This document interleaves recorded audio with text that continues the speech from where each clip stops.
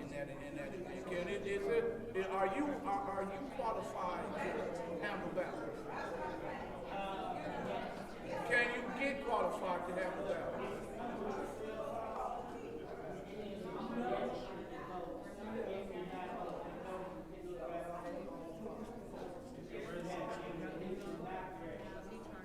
And they can ask for absentee ballot right here on this phone. It's not a problem.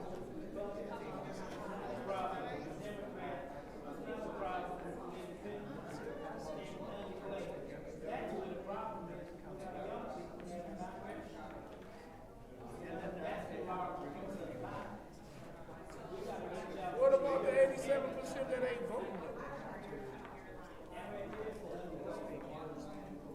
We got 87% that don't vote. Now wait a minute, sir. Are you trying to get us in a trick bag like y'all did Mr. Woodson last week? Yeah, like he didn't know how to say, like the old man over there didn't put him out of the Woodson got caught in the trick bag last week. And then he was going out and talking. I heard him call my name. I went to use the bathroom. Trying to make me like I was frustrated with them guys. Nobody was frustrated with Mr. Woodson.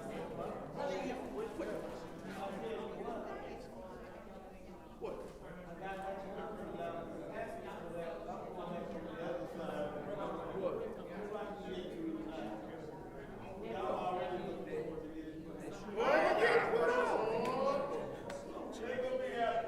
I'm gonna make everybody here mad, but if I instead of a couple pieces. Man, I'm the new Eric. You know, y'all gotta remember, Eric Reyes used to go up against all 8 councils. Oh, every council he was on, remember that, including this one. It was Eric against all 8 of them.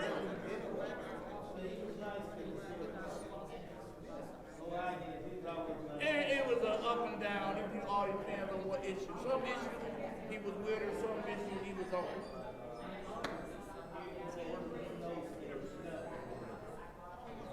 But one thing he vowed to keep her in that seat.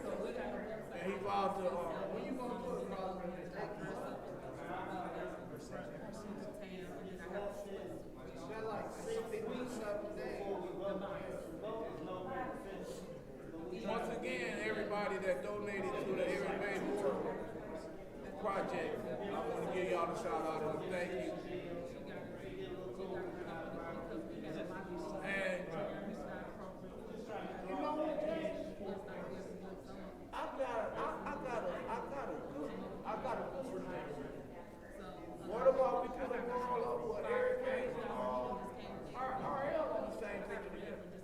Because the person that called me up talking about complaining about the picture was talking about having Eric and another, I think it was Flint man, having them in the picture together. I would rather say RL and Eric in the picture. Yeah, this time don't get my proceeds mixed up like you don't know how to Hey, get my I proceeds. have nothing to do with the proceeds. Somebody checking me about the proceeds. I have nothing to do with your proceeds.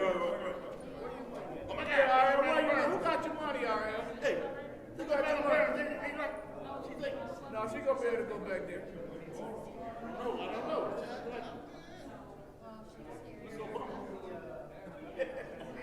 You're the real president of the United States. If Miss Harris don't do check benefits like she's supposed to.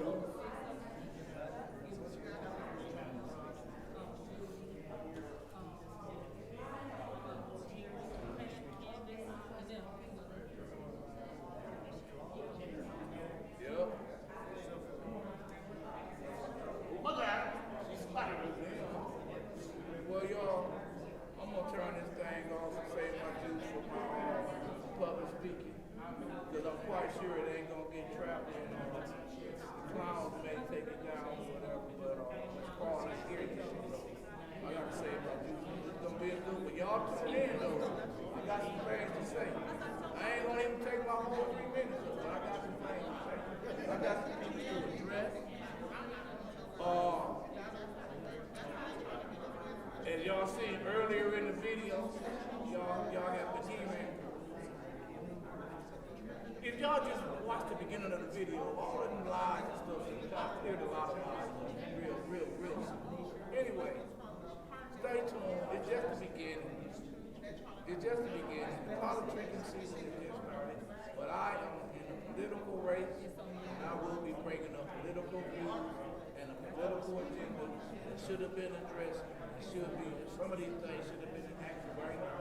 Just like me and Sister Muhammad were talking about the garbage truck. Wouldn't it have been nice if we was going on 5 years of having our own garbage truck instead of being forced to have these garbage cans and all of this money that we're giving away to this company?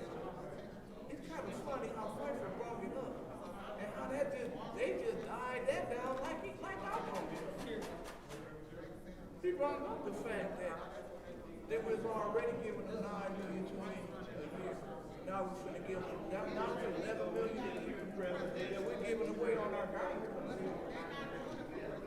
They spent $8 on giving our water break, $8 million, which means there was only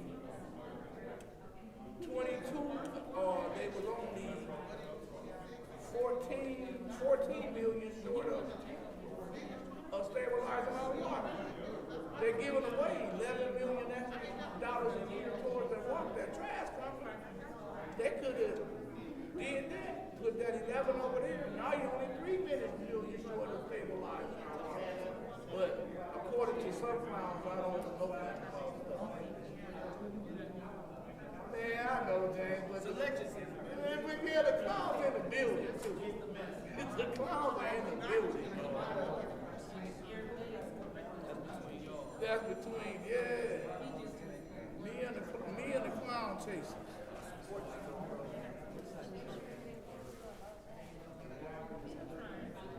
Well, anyway, y'all, I gotta say my views.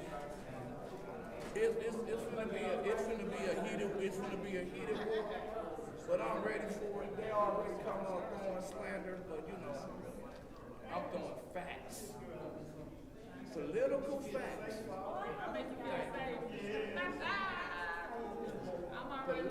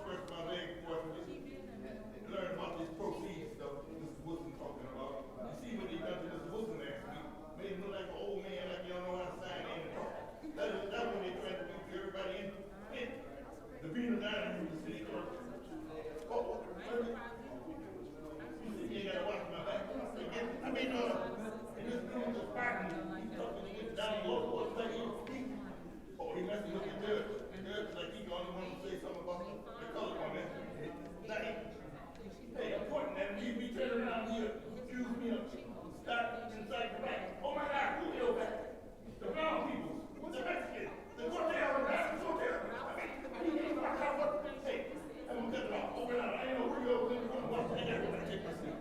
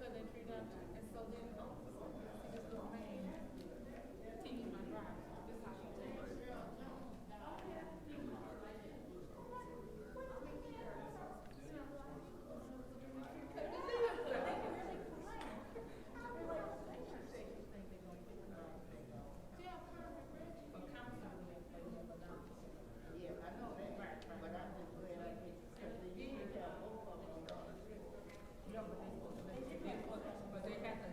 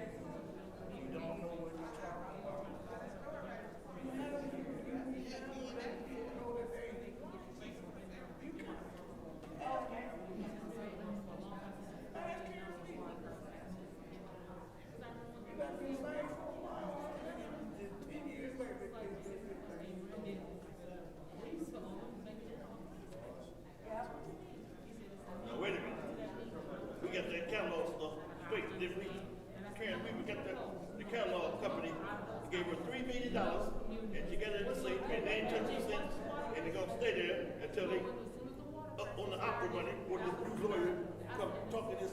He want us to go along with his new plan, where he don't want you to touch the dope money, but they want us to spend the last of the opera money, and that's what. RL, is he asking for just as much or more than what Attorney Kim was asking for? Even more, man, that dude, he trying to put. You see, they got rid of that Tim in Hong Kong looking dude because he was getting paid more money than any money any lawyer in Flint. $500 an hour. I mean, and it, man, he just like Errol Moore, man, won the presidency, and then let somebody throw him out the same day. Fucking dumb, scared dumb, all that. It should be, there should be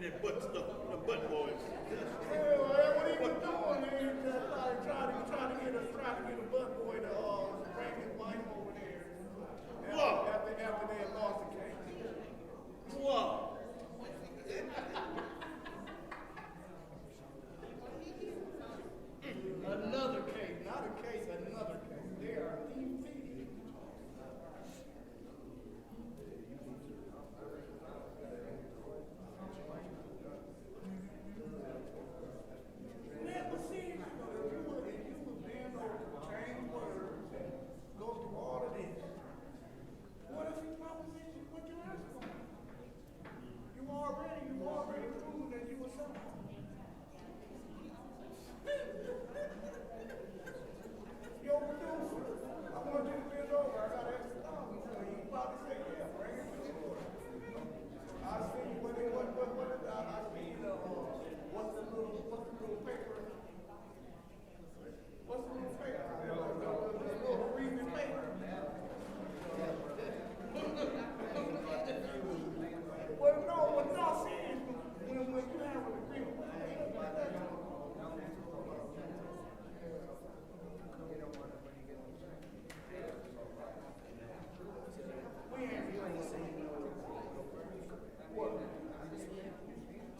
yeah, that's what I'm saying, but I wouldn't put it past them. They didn't see something like that. It may come up, when the phone gets on.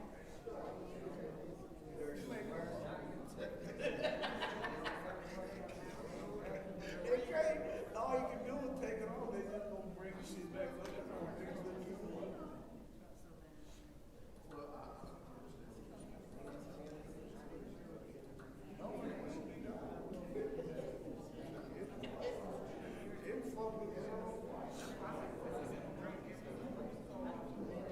Boom.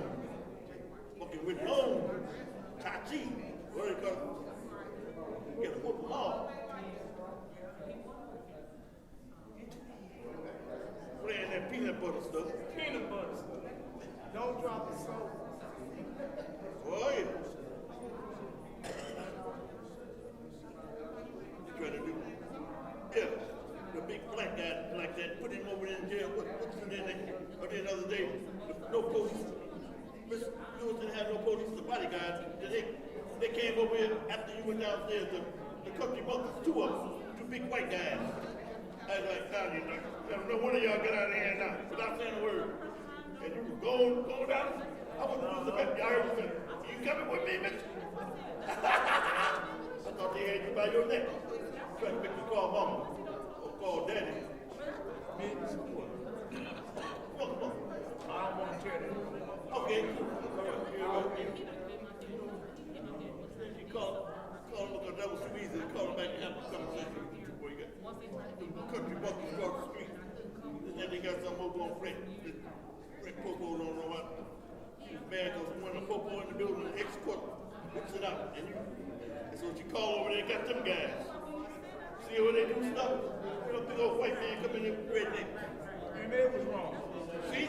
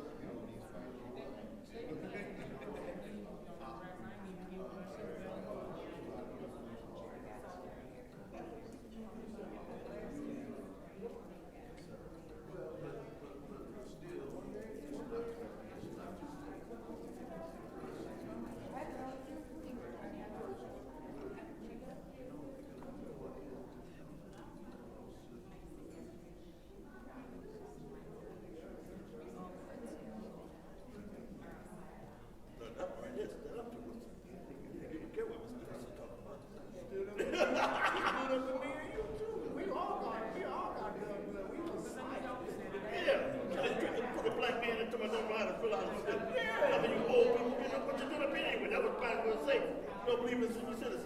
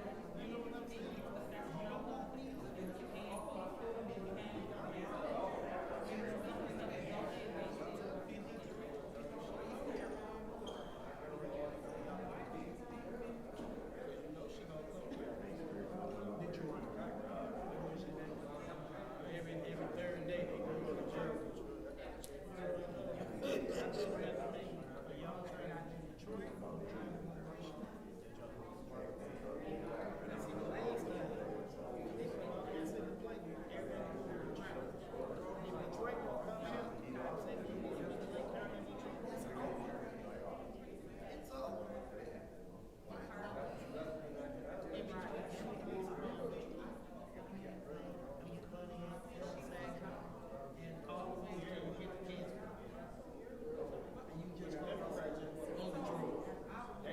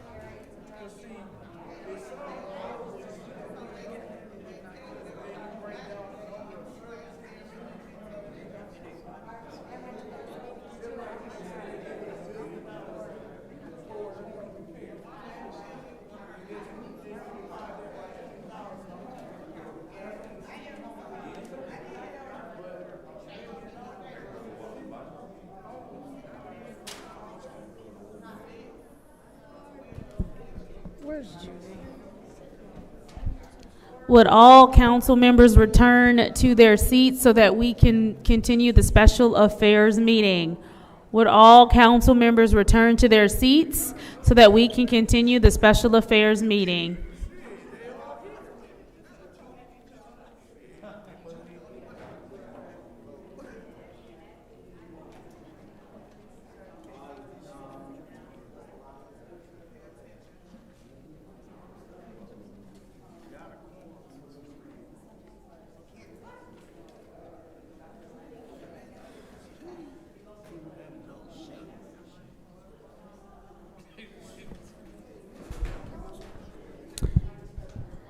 The time is now 6:17 p.m. on Monday, September 9th. I call this Special Affairs Committee meeting back to order. Roll call, Madam Clerk.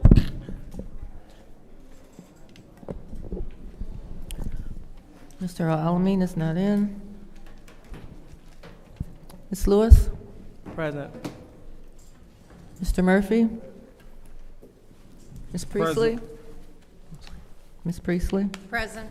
Ms. Winfrey Carter? Present. Ms. Burns? Present. Ms. Mashat? Present. Mr. Pfeiffer? Present. Mr. Jarrett? Present. You have 8 members present. We have 8 members present. It is now time for public comment. Any person that persists in disrupting this meeting will be in violation of Flint City Code Section 31-10, which is the disorderly conduct, assault and battery, and disorderly persons, and will be subject to arrest for a misdemeanor. Any person who prevents the peaceful and orderly conduct of any meeting will be given 1 warning. If they persist in disrupting the meeting, that individual will be subject to arrest. Violators will be removed from the meetings. Members of the public who wish to address the City Council or its committees must register before the meeting begins. A box was placed out there at the entrance of the council chambers for collecting of registration. No additional speakers or slips were accepted after the meeting began. Members of the public shall have no more than 3 minutes per speaker during public comment, with only 1 speaking opportunity per speaker. First speaker, Madam Clerk. Our first speaker is Bethany Hazard.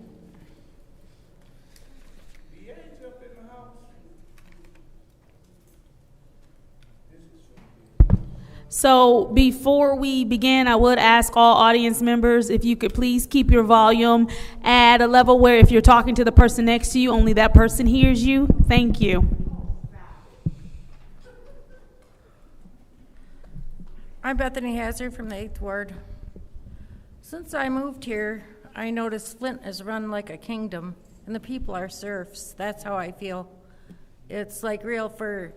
Since I moved here, the people paid for the news building to be redone and expensive stuff from Germany and everything put in there, then turned around and sold for nothing. Our farmers market the people owned was taken away from us. Throughout history, this town has used the people as a cash cow for their special interest. Still today, that's going on. From what I see, it's not right. There's no democracy here. The people aren't listened to here. I live in West Flint. It's a free-for-all. I heard this man, he come up more than once saying there's tires all over his neighborhood. In my neighborhood, I've picked up tires and taken them. I have to pay to have them disposed of.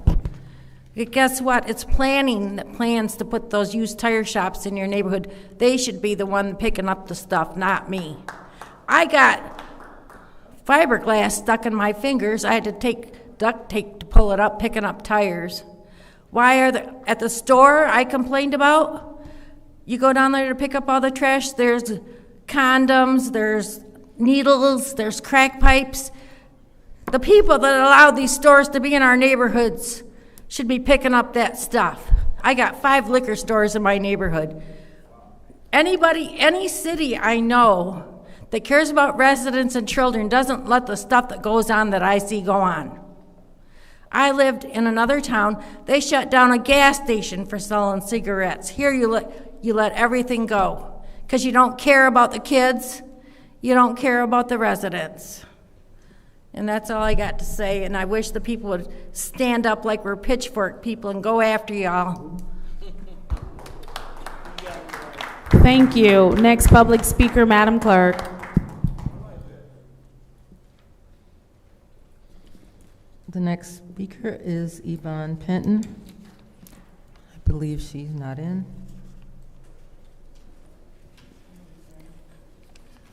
The next speaker is Melissa Zaremski.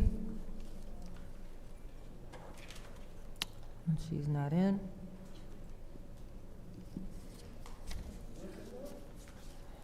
The next speaker is Patricia D. Flowers Brewster.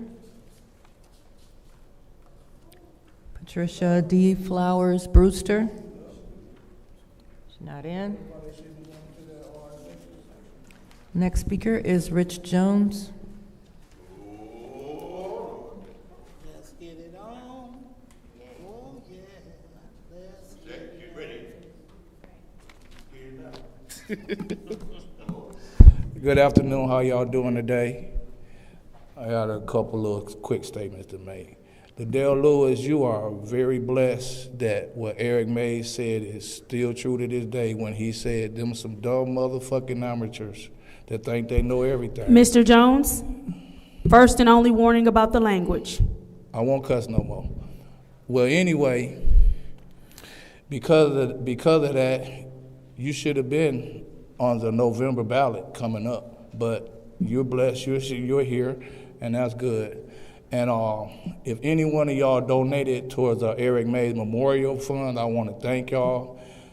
Even if you didn't, I also want to thank y'all because unlike those clowns in the back room, y'all didn't make a mockery about the effort that we're taking place trying to get this done. So it's Flint Lives, all lowercase letter and Cash App to wherever y'all That is your first warning. Stop yelling out. Absolutely, stop yelling out. Clowns. Capital C. Well, anyway, the moral, for the moral, if y'all want to donate, is all lowercase letters, Flint Lives. And once again, I want to thank everybody that's contributed. And once again, I want to thank y'all for not saying nothing negative about it because I just feel it's a shame that somebody would try to throw dirt on something like that for such a great person. Well, anyway, have a nice day. Thank you. Next public speaker, Madam Clerk.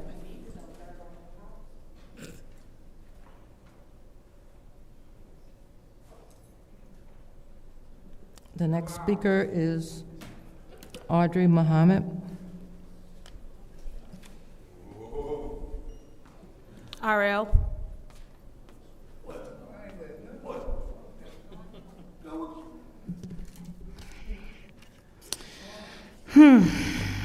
Where do we start?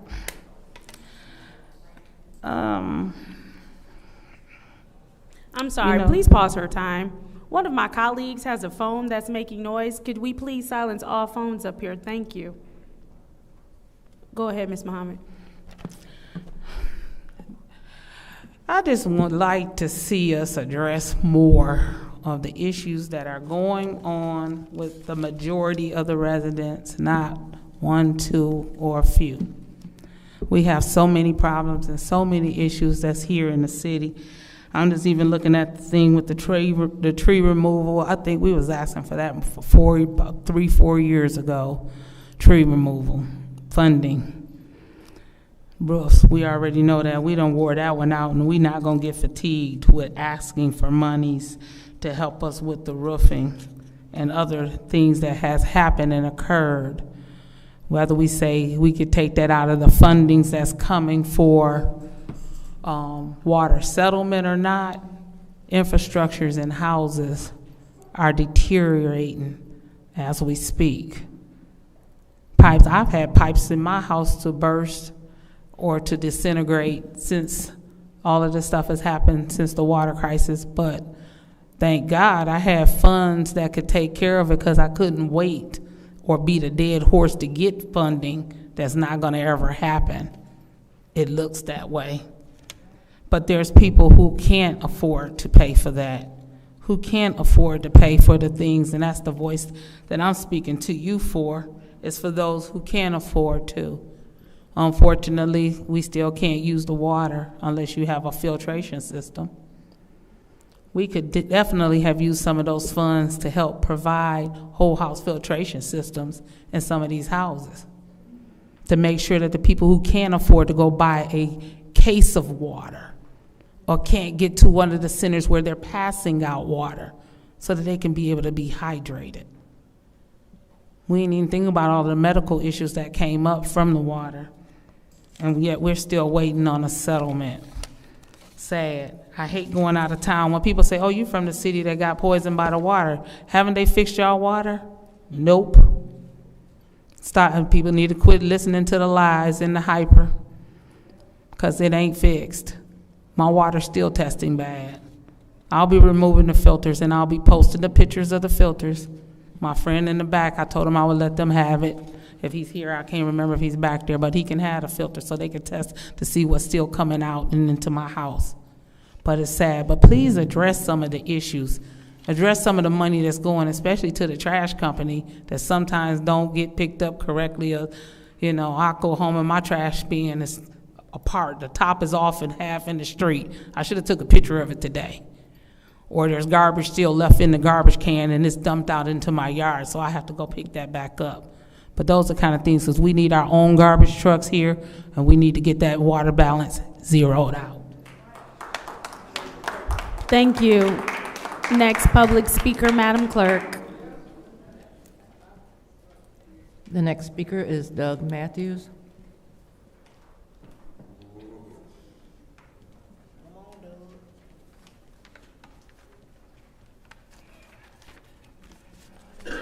Hey everyone, I'm Doug Matthews, a good government activist from the 7th Ward. Flint's governance is at a critical juncture. The recent dismissal of Mrs. Shaxter Little, the former ombudsperson, reveals a web of unethical behavior. Carol McIntosh, though no longer on the Ethics and Accountability Board, played a key role in Little's appointment. HR Director Eddie Smith initially forwarded 3 qualified candidates, but McIntosh and her allies bullied him into advancing all 14, including the unqualified ones. This wasn't about selecting the best candidate. It was about placing Mrs. Little in a role she was unqualified for and from which she could be shamefully manipulated.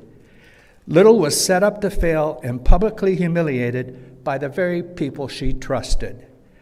Without McIntosh's toxic influence, this wouldn't have happened to her. McIntosh's leadership doesn't end there. Leadership. Her reckless time on the Flint Community Schools Board led to a $600,000 judgment, money wasted due in large part to her failures. If that wasn't enough, McIntosh has used her podcast to spread dangerous conspiracy theories. Among her most outrageous claims is that black women and children are being harvested for body parts by white people, and that hysterectomies are being pushed on women so trans men can reproduce. These wild statements have earned her the nickname QAnon Carol. Did anyone catch 810's morning bump on August 26? Failed Councilman Tanya Burns called in, using her usual inflammatory language and divisive tactics. Burns, who has endorsed McIntosh for the First Ward, seems to think her support will help McIntosh with voters. However, Burns is being accused by retired first responder Rosemary Morrow of spreading lies. The two repeatedly called each other liars on the program. Does Burns really believe that aligning with McIntosh, another failed leader, will sway Morrow's supporters? Two failures don't make a success. Morrow's writing campaign is gaining momentum, and if she attracts enough of McIntosh voters, she may well win. So let's be clear. McIntosh has failed on both the Flint Community Schools Board and the AAB. She has shown a pattern of toxic behavior, manipulation, and a blatant disregard for integrity. So I ask, does anyone want a failed toxic leader who aligns herself with Miss Burns to join the Flint City Council? Flint deserves better than Carol McIntosh, better than QAnon Carol, and better than this ongoing political Thank you. That is manipulation. your time. Next public speaker, Madam Clerk. The next speaker is R.L. Mitchell.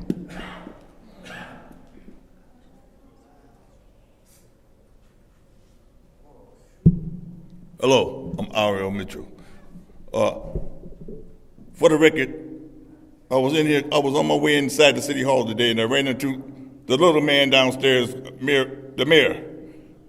And time he saw me, he said, "Where my $2?" And then the cameras said, "Sir, do you mind us if we film you?" They were from Lansing, where Governor Whitman's from, I think. And he said, kept on saying, I tried it. He said, "You won't give it to me, but I'm giving you some garbage cans, sir." And I said, man, look, you better get our red trucks back, because you pickpocketing the people's money. He's not a penguin no more. He coming into the Joker. But he studied taking we the people's money. And like Mr. Murphy, and this dude talking about Miss McIntosh. You see, the First Ward ain't here. She supposed to have one supposed to be in that seat, but you had to get a recount because people like that judge talking stuff and talking about black people's dark body parts. There's like an Indiana Jones Kool-Aid, purple Kool-Aid people.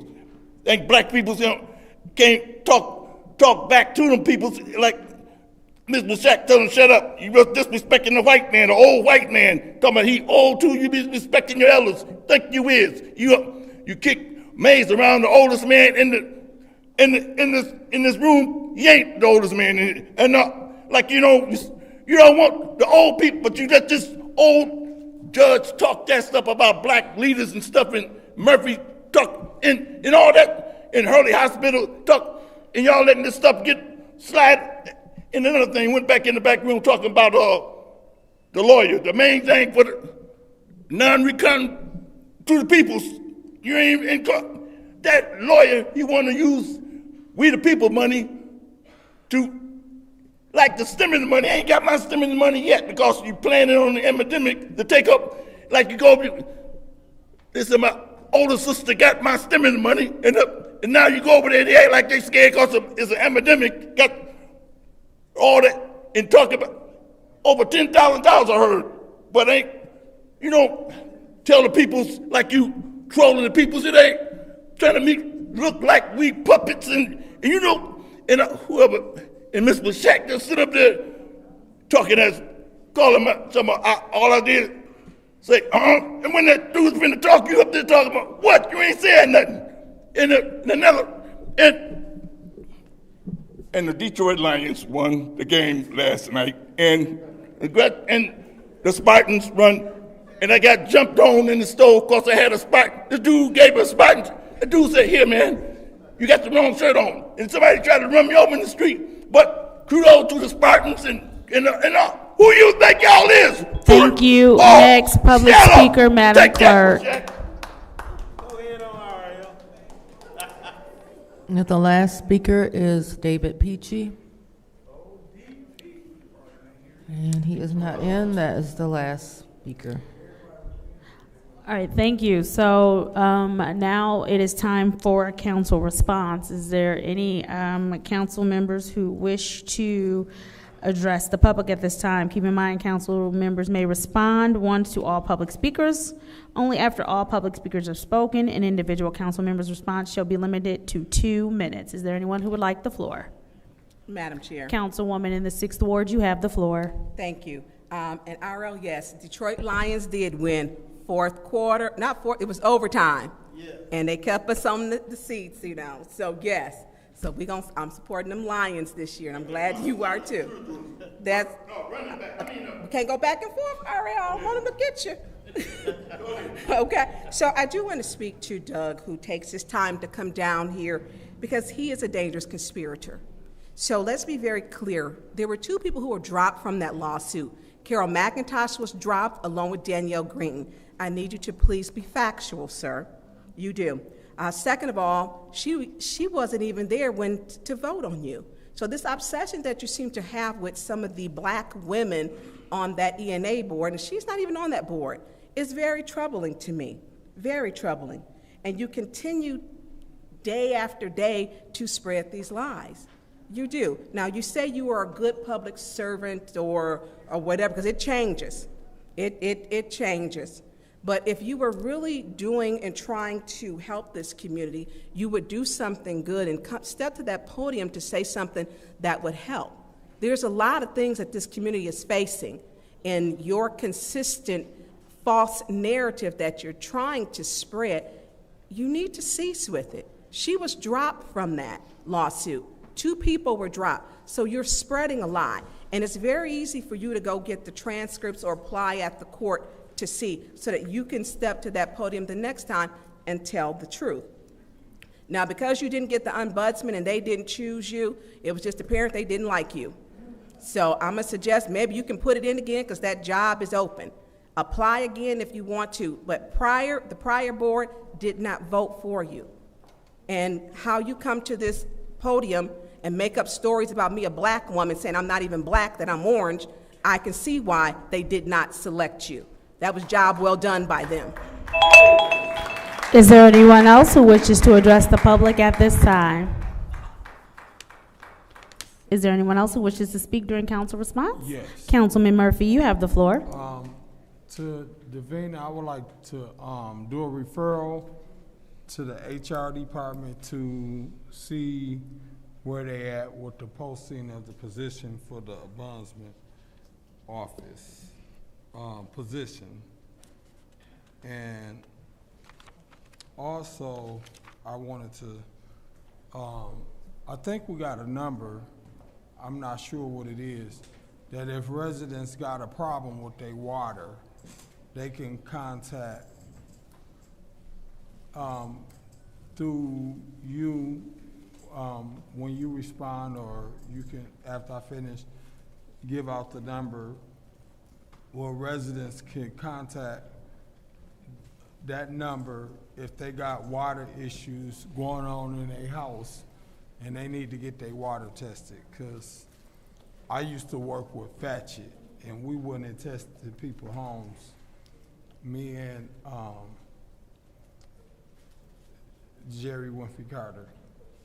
We used to go and test people's homes, and I believe Jerry and them used to test the water once we go and collect the data. And based on the data that we was getting, we didn't see a high number of people, not saying that people homes didn't have issues, but if it is some homes that need some issues, we want to still address that. We don't want to make the public believe that we just out here and we got homes that need to be tested or water is not good and we just sitting here doing nothing. Thank you. Thank you. Is there anyone else who wishes to address the public at this time? Madam Chair. Councilwoman in the Fifth Ward, you have the floor. Thank you, Madam Chair. First, I would like to thank all of the public speakers. I would like to thank those who came to the podium with your insights, issues, concerns, and or opinions. Thank you for being engaged in the process. And to your point, Councilman Murphy, yes, we did work, but that project was basically to test the water for Legionnaires' bacteria. And yes, I was the one that would go and get the water samples from the basements and the hot water heaters. And I do agree with Audrey Muhammad. We should have put money towards hot water heaters for residents and you know, anything else concerning that water crisis, because I do want to say that it was some stuff in those hot water heaters that shouldn't have been in those hot water heaters. Now, it may have not come up to be Legionnaires' bacteria, but there were other contaminants along with that, that water going through those hot water heaters. So, to your point, I just wanted to explain that. And I think that's it. Thank you, Madam Chair. Thank you. Is there anyone else who wishes to speak during council response?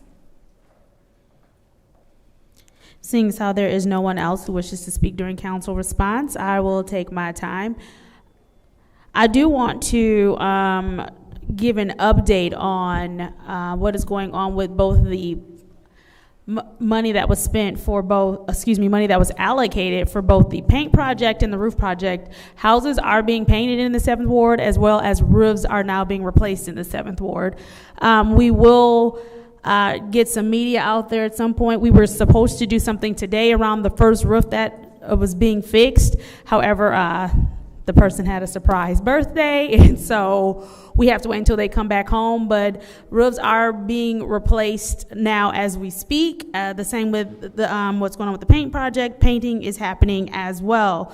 And so I do want to commend Court Street Village and all of the ladies who showed up here diligently to make sure that both of those projects could get off of the ground. I want to thank my colleagues who voted for both projects for supporting that we take care of some aesthetics on some homes, because we do know that that is a part of keeping up property values and keeping neighborhoods stabilized.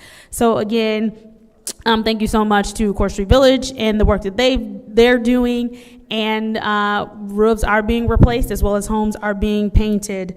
And with that, I will close council response. I will entertain a motion for the consent agenda.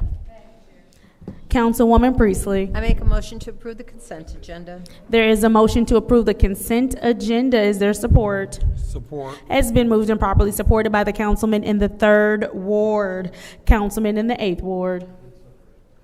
All items have been separated. With that being stated, we now will move on to resolution 240404-T. And before we do that, Madam Clerk, just a reminder of what the T stands for once again. The T was just an administrative thing so that we know that these items are separate from our legislative system. Hopefully, if we are able to get that back up, the T's will be removed, but it just stands for temporary. Thank you very much for explaining that. The T stands for temporary, as the council has yet to still regain control of its systems from what everybody knows has been going on for just a little under a month now. Now on to resolution 240404-T, which is the reallocation of ARPA funds for the North Flint Food Co-op. I'll make a motion to move resolution 240404-T, reallocation of ARPA funds for the North Flint Food Co-op, in the amount of $300,000 to council. There has been a motion to move this resolution to council. Is there support? Support. It's been moved and properly supported by the councilwoman in the 6th Ward. Is there discussion? Yes. Councilman in the 3rd Ward, you have the floor. Is there anyone here that can talk about the Flint Food Market? If there is someone here willing to speak on behalf of the Flint Food Market, we welcome you to the lectern. And please make sure that you introduce yourself and your affiliation with the mart. Also, is Emily Dora. Emily, would you also join us at the lectern as this gentleman introduces himself? Thank you. All right. Could you present your name, what your title is? I'm sorry, one second. Emily, can you join us at the lectern? Go ahead. Yes. Through the chair to you. Could you introduce us who you are, what's your position? And my first question to you is, can you update us on this Flint Food Market and where we at? Sure. Good evening, Council. My name is Reginald Flynn. I am the project manager for the North Flint Food Market, and I'm also the executive director of North Flint Reinvestment Corporation. Yes. Could you update us on where you at with the Flint Food Market opening? Sure. I know you've been at it for a while, so could you let us know what is needed, what's left to do in order to open up? Sure. So construction on the North Flint Food Market is complete after almost 10 years of planning and delays and COVID and delays. We are excited that we recently received the certificate of occupancy. And so we do have the event center that's open now. We've also have the store completely equipped. And so construction is complete and the installation of equipment is complete as well. We are at the stage now, what I call the final stages of the project, in that with construction being complete, with the installation of the equipment being complete, we have now a shortage with respect to working capital. And so what we have sought to do is seek support from City Council and local funders to close that gap. It's not per se a financing gap as much as it is leverage funding. And so we have a budget that we have prepared that speaks to what those needs are. Specifically, what we would like to do, and let me just say for those of you that are not familiar with what we're seeking to accomplish with the North Flint Food Market, 3 things primarily. One, obviously, is to expand access to healthy food in North Flint. And secondly, is to create quality jobs, as we're seeking to do. And then thirdly, of course, which is somewhat of a paradigm shift in what we see in urban communities, and that is for the grocery store to be owned by the residents who shop there. Okay, could you hold for a minute to Emily and Ms. Sparks? Just Shelley. To you. Ms. Sparks Green, could you join us at the lectern? Yes. Yes. Could you tell me where y'all at with the support of the Flint Food Market? I'm not sure what you're asking. Excuse me? I'm not sure what you're asking. I'm asking, where are y'all at with the support of this food market? Do y'all agree that giving them $300,000 makes sense? Well, I wasn't prepared for that question, but I guess. I mean, we're here with them, so yes. Okay. I mean, usually when y'all vet these resolutions is what I'm trying to say. Okay. And if y'all don't agree, y'all really won't bring the resolution. This resolution was drafted by either council or the administration. Okay. So my point to you, just for the record, is do y'all agree that they should be awarded the $300,000? Will that mess with anything outside of what we have earmarked money for the ARPA dollars? Not that I know of. I think it's in line. Okay. Okay. All right. Thank you so much. I'll yield to one of my colleagues. Is there anyone else who would like the floor in the first round of discussion? Councilman in the 8th Ward, you have the floor. Good afternoon, Pastor Flint. How are you, sir? Good afternoon, Councilman Pfeiffer. So this is earmarked for youth training dollars, and it's not for capital, just general capital. So I think there's some cross lines here on what exactly the dollars are for. So what we've been told is this going to be under the youth training category, and I personally don't see how the $300,000 can only be used for youth training. That seems an excessive amount, because you're not going to hire all 18-year-olds or 16 to 18 or whatever the age requirement is. So can you explain what these dollars are actually going to be used for? Yeah, let me give some context to the proposal that we originally submitted.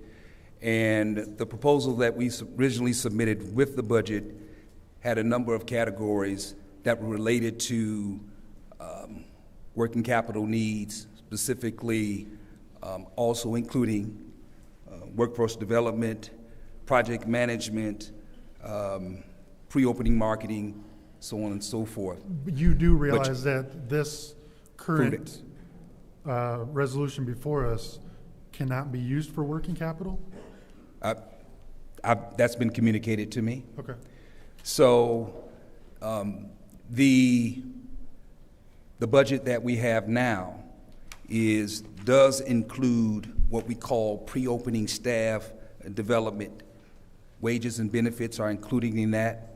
We are looking to employ 39 people, 19 full-time, 19 part-time. The youth aspect of what we plan, I think, is seriously significant in that we have a staffing plan that involves youth from ages 14 to 17, ages 18 to 21 in terms of youth, young adults. And what we're looking at doing is not only providing staff training and development, but we're also looking at the importance of what we call co-op board governance training.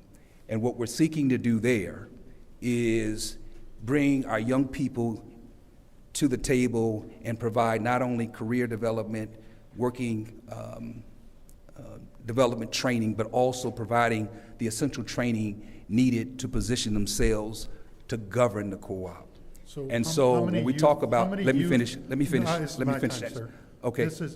I wanted to answer the question for you. But I'm literally running out of time. Okay, yes, sir. Okay. I don't take it personally. I'm just running out of time. That's right.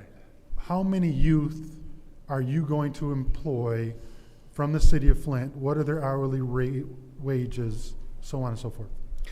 We're going to offer a competitive hourly rate. About a third of the total staffing plan that we plan to implement will be for 13, 14, somewhere in there, in terms of the number of people that we hire on the youth side. So can you expand on what is competitive hourly rate? Competitive hourly rate is all over the place these days, I'm sure. Yeah, so I don't have those sales projection numbers or staff planning numbers in front of me, and I can provide that to you. Really, the decisions concerning the salaries, they have been established in terms of the senior leadership, but in terms of the remainder of the employees that we are going to hire, I don't have that in front of me. So the reason I ask is because if we take that $300,000 that you're asking for and put that into divided by 13, you're roughly $25,000 per employee that you're asking for. Is that a correct statement? No, it's not correct, Councilman. In that, it was my understanding that this category is workforce development. In our workforce development plan, it includes youth. And so when we developed our budget, the budget was developed with a holistic view of our workforce development plan, which it also includes staff training and professional development. But you are aware that this is a youth employment plan? I've just been made aware of Thank that. you. Is there anyone else who wishes to address, anyone else who wishes to have discussion in the first round of discussion? Madam Chair. Councilwoman in the 4th Ward. Hello, Pastor Flynn. It's nice to finally meet you. We've had Good a to talk to you conversation on again, the phone. Now, Councilman Priestley. I have a couple of questions. Number one is, what's more important, the event center or the grocery store?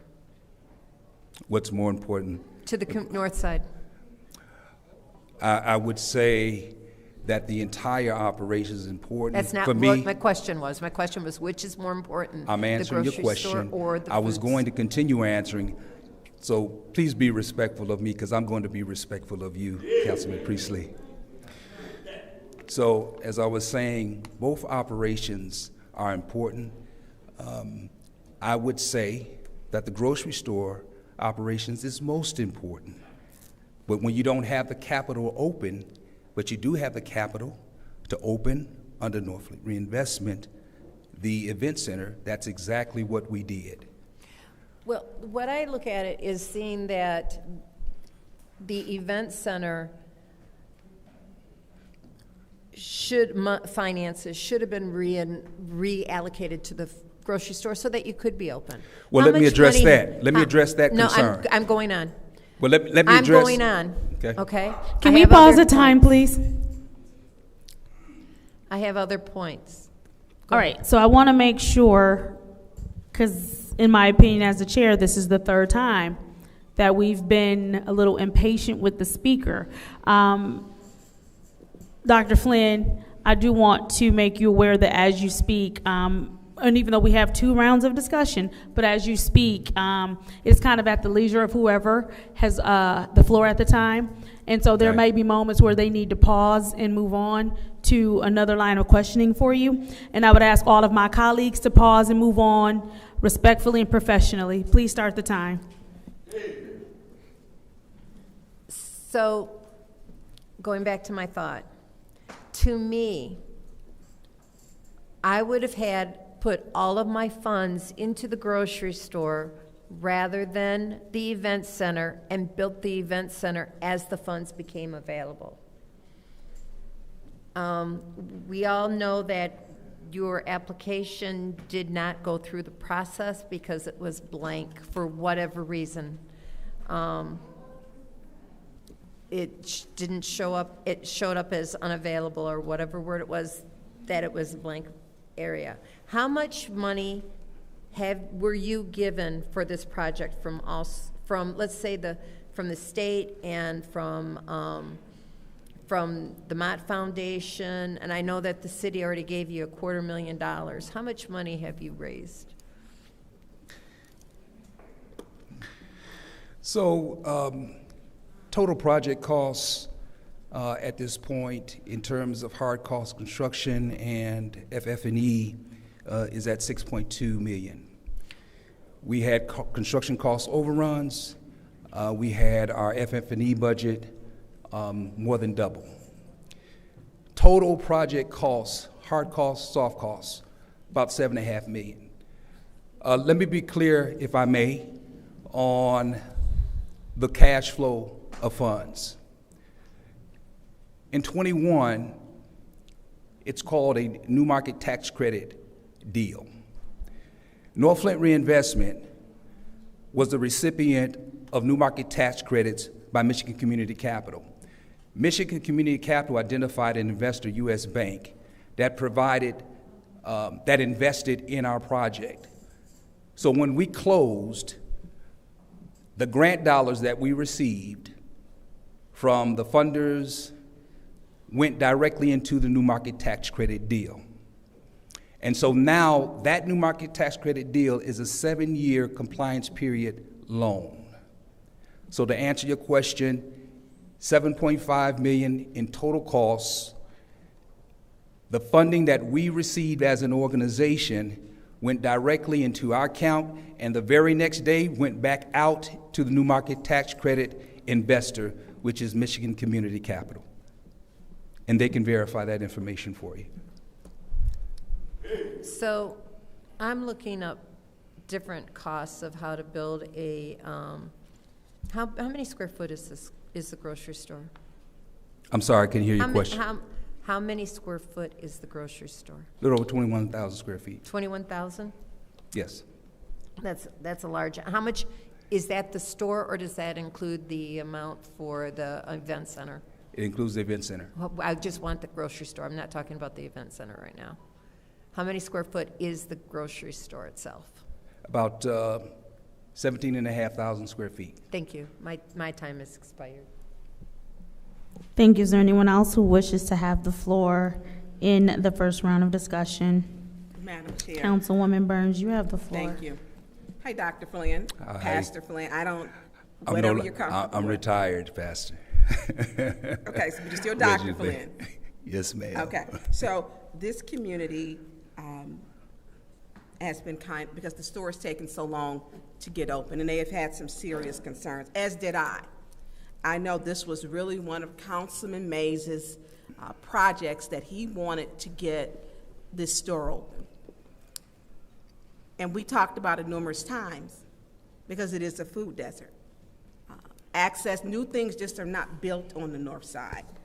When will you have this store open? What is your, we're open, you can shop date with a shopping cart? Yes. If there's anybody that wants to answer that affirmatively on the specific date, it would be me. But let me hopefully give some quick context, being that I've been informed to kind of try to rush through this. Where we are now is at the 10-year period. That seems like a very long time. But what I do want to share with the council and anyone that's listening about the national cooperative movement throughout the country. Dr. Flynn, this is really important. Hold on, Okay. and I am, please don't turn me against you right now with my vote. We have a limited amount of time. Do you have an opening date? Okay. We do not have an opening date. Do you have like a time period? If we're able to identify the funding that we need, we anticipate that we can open in the first quarter of 2025. Okay, so we're looking at first quarter 2025. Yes, ma'am. Okay, and so that's a few months away. Okay, and thank you for that. And so you and I had talked, and I believe you said you had to leverage dollars, and this is pending on this $300,000. Is this pending on the leverage dollars, the other dollars? Because I believe you said 1.5. Is it 1.5 that you have to have? Yes, and ma'am. This is just a portion. Because we haven't given the grocery store any money. Are you talking about recently or in the past? We haven't given them any ARPA funds. That's correct. Yes, ma'am. That's what I'm stating. I'm well aware of the 250 that you got. That was in 2017. Yes, ma'am. So is it 1.5 million you have to leverage the funds? We need to leverage 1.4 million, 1,450,000. Okay. And so I don't care like the category, like what people say, because it's ARPA funds. We've bounced around. I would prefer that you would be in the correct category. It was my concern that your application was sent after the close date of the ARPA portal, which was March 23rd, 2023. And so your application was received after, and I don't know who opened back up the portal for that, but through you, Madam Chair, to Shelley. Ms. Sparks Green, would you please join us at the lectern? So you don't know about that either? I don't recall it ever being reopened, so I'm not sure.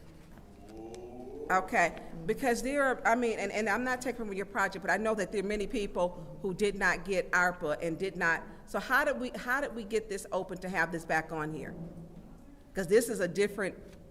We're not in the. What was the first category that you applied in? I believe it was food access. It was food access. Was the amount the same? I think it was. I actually think it was 350,000. Okay. Prior to that was like 650,000. Okay, and then I remember But yeah. that one. I remember the 650,000, Dr. Flynn. And so the 350, the application wasn't complete. My concern is with ARPA, the application wasn't complete. It wasn't complete. I completed the application. That's Councilman Burns, I completed. I've been writing grants for 25 years. I've never submitted an incomplete application. That's mind-boggling to me.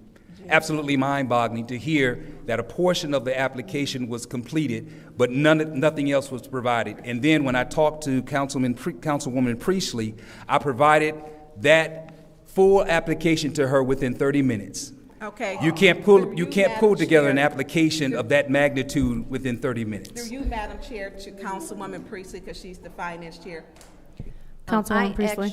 I actually spoke to Ernst & Young about this issue after we had spoken, and he said they had reached out to him several times with no response Reached out to me?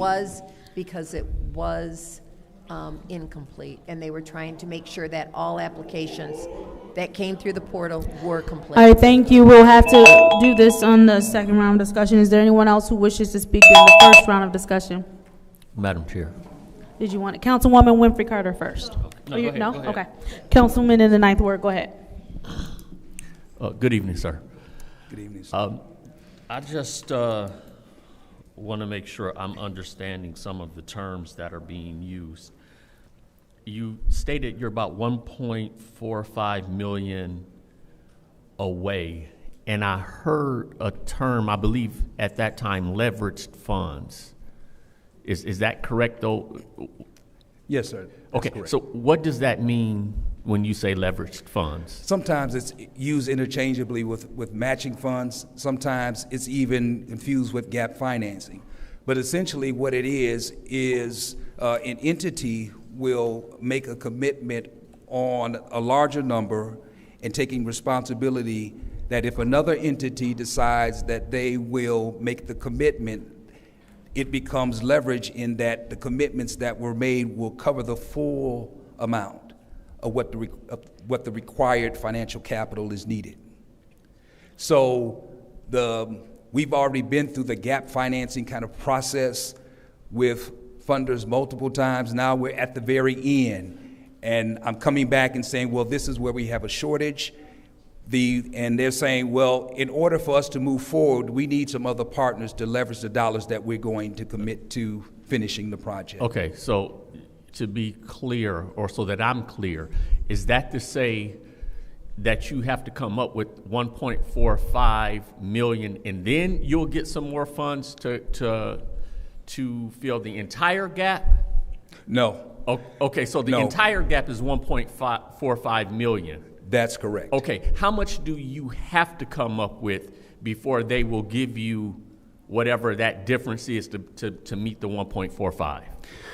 What I don't know are the conversations that I had between these 2 or 3 local funders, and that's what I don't know. But I do know this, that they know that the leverage funding total is $1,450,000. So you're $1,450,000 away from opening in 3 months. Potentially. It would be more than that because we have to train the staff, identify so it would be more in the line of 4 to 6 months. Okay. And so we're in September now. But we're not sure yet exactly what portion of that 1.45 million you need to come up with before the rest of it is released. No, sir. We are definitive that before we open, we need these funds. No. I understand we need 1.45 million, but you're not certain how much of that 1.45 you need before they will before the funders will match the rest. Is that a fair statement? So for example, if this 300,000 was unrestricted, just if it were unrestricted, yes, is sir. that going to be enough to unlock the other 1.15 million? I believe so. Thank you for You phrasing believe that. so? I believe so. But I've been in this long enough to know it's not done until it's done, right? So how do we find out definitively? I mean, how do you find out definitively? I think it starts here Well, with city council approving. Well, the challenge, because that's always been the challenge. Who's going to step out first? But again, there's been conversations, and so I'm beginning to see things move, and so it looks promising. And I believe that if the city council approves, that will be the domino that will move the others. So if I understand how, and I phrase it this way because I'm yet the newest to the council. Yes, sir. And that said, I believe I understand that ARPA funds are reimbursed funds, and we don't just give you the entire $300,000 and say go do what you need to do. If that be true, how do you make this work? And we're not going to just give you $300,000. You have to actually expend a good number before you would be reimbursed. How does that work? Well, I can tell you how it has worked. I don't like doing this, but we've been placed in a position where we've needed cash and we've had to request a bridge loan. And so that might be another scenario that we may need to access, and I'm hoping that will be the case. Thank you. Is there anyone else who would like the floor in the first round of discussion? Madam Chair. Councilwoman in the 5th Ward. I would like to let Pastor Flynn, hi Pastor Flynn, how are Hi, you? Ms. Winfrey, Councilwoman Winfrey. He can finish up what he was trying to convey. Dr. Flynn? At what point? You can finish what you were saying, Pastor Flynn.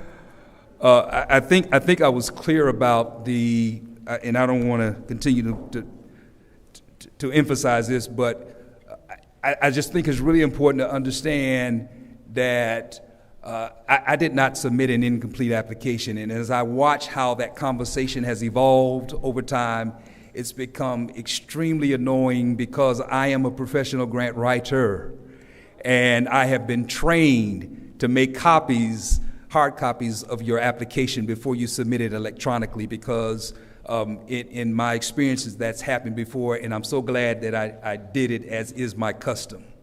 And so it just doesn't, and I feel like I needed to emphasize that. I do want to speak to, when it comes to what's a priority, the event center versus the store.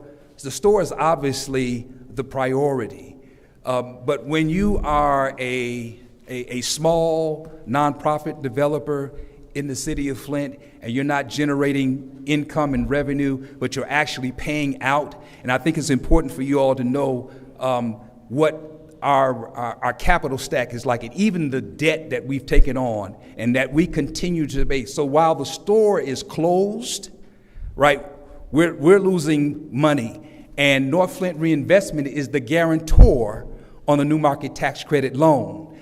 And so we're paying the rent for the store. It's a separate entity. It's a separate entity from North Flint Reinvestment. And so we are paying the rent for the store, including the interest payments. Okay? So dollars, when you talk about you should take your dollars and make it a priority in opening up the store, but look what we have as a responsibility. We have a $1.4 million bridge loan from the Community Foundation that we had to pay, and we had to pay interest on that because the project experienced cost overruns. And then we also have a $600,000 construction loan, North Flint Reinvestment, a $600,000 construction line of credit that we pay monthly. And so we have to pour our dollars on behalf of the store out of our operating expenses. And so we are unable to redirect those dollars to the food market in terms of its operations. But let me say this. When we were getting no's from federal government, state government, local government, private sector, when we were receiving no's or pending delays, it was North Flint Reinvestment who was subsidizing the store. We've recently have allocated $50,000 to the store for its operational expenses, the taxes and utilities, all of that. All of the weight, the financial weight of the store has fallen on NFRC for the past 10 years. And the philanthropic community doesn't make a unified decision about their loans, and some of you probably know this already, at the same time. And so as much as it's been expressed to me no, there also have been some times in which it's been expressed we get yeses. But in the meantime, and in between time, it's been NFRC that have stepped up and made the financial commitment to the store. And just one more thing, and go ahead. I'm done? No, go ahead. Okay, one more thing. I came to do my best to answer your questions about the project, to do my very best in answering the questions. But there's something that I think I need to, it's on my heart to share with you, because I know that there are several of you who don't support the project for whatever reason that you have, and I know that there's some who do. But I need to share this with you, and that is the struggle has been so difficult. The work that for the past almost 20 years that I've done in North Flint, there's always been opposition, always been struggle, right? Always been folks lying, saying innuendo and being, it's unbelievable. And I know you all know something about that, because I see the personal attacks on you. But you all know, I didn't realize I was. Is there anyone else who wishes to have the floor in the first round of discussion? Madam Chair. Councilwoman in the second ward. Thank you. Dr. Flint, you can proceed on my time. Thank you. The point that I wanted to make, I'm going to try to be more expeditious in my speaking, is that we are at the finish line. And although I came here to answer your questions, I also came here to share with you that I'm not going to quit. And I'm not going to quit. Number one, I'm stubborn. But number two, because I believe God gave me this assignment. Number three, I believe I made a commitment to our ancestors. And there are 4 of them who have passed on. They've invested their $250, and they said to me they wanted their children and their great-grandchildren to shop in that store.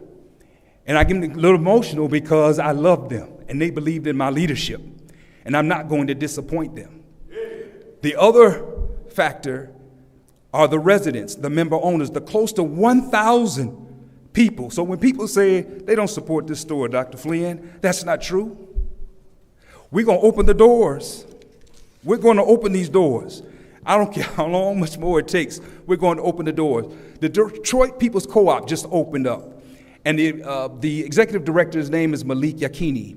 Malik Yakini said to me, he says, it takes 7 to 8 years for a co-op to open in a suburban area, well-financed. He said it took us 14 years, so you hold on, soldier. 14 years it took him, and we're at 10. So he said, I'm not going to feel sorry for you because it took me 14 years. So I'm hoping it doesn't take that long, but what I want the council to know is that I'm not going to quit. The membership is not going to quit, and I'm not going to turn away with being so close to crossing the finish line on something that's so very important. We should have a co-op on the north side, east side, west side, south side, because we've developed the model. We've developed the model for it, the prototype. So across the country, one more thing, across the country, they don't have co-ops operating, community-owned co-ops operating in low-income, high-poverty communities that are predominantly occupied by African Americans. They don't have them. So they're across the country, they're looking at Flint and Detroit as models. I think that's an extremely great opportunity for us at this time in the history of community economic development in a low-income, high-poverty area that has the potential, that is a U.S. designated area, but has the potential to do phenomenal if we all get behind it. Thank you. All right, thank you so much, Dr. Flynn. And thank you for having a vision to put a food co-op in the city of Flint, especially on the north side, because neighborhoods, they are built around and judged by their schools, by access to food. And so that food mart is very paramount to the thriving of the north side. So as the second ward council person, I can appreciate it because you're right there on the border and you'll be giving the residents a healthy option right there, that's local. But not just give them a healthy option, you're also giving them the opportunity to become owners. And this is a model that is very successful. And I didn't know anything about the history of other co-ops starting, so thank you for that because that's very important. It showed that although you all were trying to get things together expeditiously in the height of COVID, you still were beyond expectations per other co-op managers and starters. So you definitely have my support with this because again, this is essential to Flint. You know, one of the things that people talk about is it being a food desert. You know, this is satisfying that criteria. This is bringing fresh food right there to the north side. We don't have to go to Flushing. We don't have to go to Flint Township. We can go right there on the corner of Clio Road and Pearson Road, and we can get fresh food. And so on one hand, I know a lot of people talk about, you know, there's no development on the north side. Well, you brought development, and it is a beautiful building. And not just is the grocery store portion beautiful, also the Gala Center, because I did express that. I went to that as well. So you're giving us a 2-for-1. We don't even have a banquet center, an open banquet center over there. So I definitely support you, and thank you so much. Thank you, Madam Chair. Thank you, ma'am. All right, seeing as how everyone has gone, I will take my time in the first round of discussion. And Pastor Flynn, when I'm done, there's a whole second round that people may want the floor, so you have to stay there, Dr. Flynn. Yes, it's so hard not saying Pastor Flynn, but I will take my time. I want to point out a number that you said that is very important here tonight. You said 1,000, as in 1,000 people have invested in this store. 1,000 people have invested in Flint development. 1,000 people have invested in ending a food desert in a city that we essentially, the entire city is in a food desert. We don't have grocery stores in Flint. And so you have 1,000 people who put their money where their stomachs are, who put their money where their hope is. You had 1,000 people willing to stand up and say, you know what, this is a long shot, but it is a shot that we must take.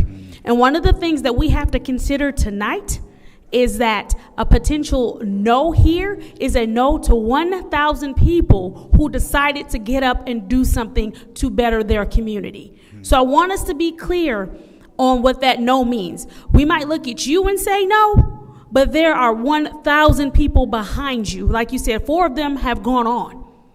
So there are at least 4 more looking from wherever saying, come on, Flint, we can do this. I want us to be clear that a lot of times what happens in the city of Flint, while we don't necessarily get the investment from foundations both near and far, is because Flint won't first put skin in the game. And so when we don't look like we're willing to invest and believe in ourselves, it is a hard sell for someone else to come along with that extra $700-800 that you might need. You see, our no here tonight might make it no period because we weren't willing to put skin in the game. I will tell you this, granted, the category doesn't make sense, but that's a quick fix on our end, right? But what I don't want us to do, and so many people believed in this so much that part of the 1,000 that believed in what you're doing are sitting up here with us right now. And so while they can't render a vote, we don't want to render them voiceless by saying no to them as that 1,000 that believed that the North Side deserved this type of investment. Like my colleague in the second ward said, we know that neighborhoods are built off of certain things that stabilize us, and grocery stores are one of them. So if we want to talk about development and people bringing money back to Flint and revitalizing the north side of Flint, we must start talking food. We must start talking groceries. We must start talking the things that keeps families in place. We must start talking. We talk about ownership around here. We talk about we want to own our garbage cans. We want to own our garbage company. We talk about we want to own our ambulance company. We want to bring everything in-house, in-house, in-house. But when it's time to talk about making that same investment in food and food deserts and grocery stores, now we're saying no. When we have the opportunity to bring it in-house, so much so that residents have already taken the lead on this. You have 1,000 people saying, let's bring it home, Flint. Let this be something that we own, something that it will be hard to take away from us, because it's not going to be a big box grocery store that just decides, you know what, we don't want to operate here anymore. Something that people might take a little bit more pride in because it's their grandmothers, because it's their aunts, it's their cousins, it's their uncles, it's their grandfathers. Something that people might be willing to put more money into or show up more for. And I think as far as the event center, I think that's a beautiful thing, because we keep talking about where's somewhere beautiful in Flint that we can go and have events. An event center on the north end. We keep saying, how do we change the narrative? How do we change how the country sees us? How do we change how we see ourselves and how we move forward with ourselves? This is what the beginning of change looks like. This is what the beginning of development looks like. This is what the beginning of saying yes and choosing Flint looks like. It looks like us putting skin in the game and saying yes to ourselves first. That's what that looks like. And I have colleagues up here who are invested, so they've already said yes. So now it's up to the rest of us to say yes to Flint, to say yes to the 1,000, to say yes to the 4 that have gone on. I do believe that if we say yes first, there will be other monies that come. I believe it so much so, and I got 30 seconds left, so we can revisit this in the second round, but I'm even willing to ask you, if we can say, hey, we'll postpone this because we're willing to say yes, will you take our willingness to say yes to another entity and see if they tell you yes right then, and we combine that money, and the next time we see you, you have what you need to open? Let's look at that possibility rather than just shutting it down and saying this can't happen. That is my time. Is there anyone else who would like to take time in the second round of discussion? Yes. Councilman Murphy. Thank you. First of all, I want to educate some of the public who may not know who Pastor Flynn is as far as his history in the city of Flint. I first met you when you became pastor of Foss Avenue. Yes, sir. During that time of you being a pastor of Foss Avenue, I think they was in debt. Thousands of dollars. To me. I'm not sure what it was. Before you left that church, y'all had a burning of the mortgage. The mortgage. Then I retired. Because they just had this mortgage that was just outstanding, and yes, you sir. got them out of there. Yes, sir. I've watched you over the years. I watched this man cut grass along Carpenter Road.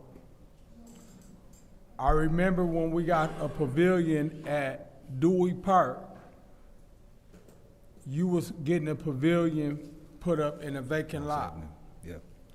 I watched how you turned the trail or whatever was off of Carpenter Road into a nice, beautiful trail with a sign that glow. And if y'all don't believe me, go back down Carpenter Road, you'll see that sign. That's because of the leadership of you.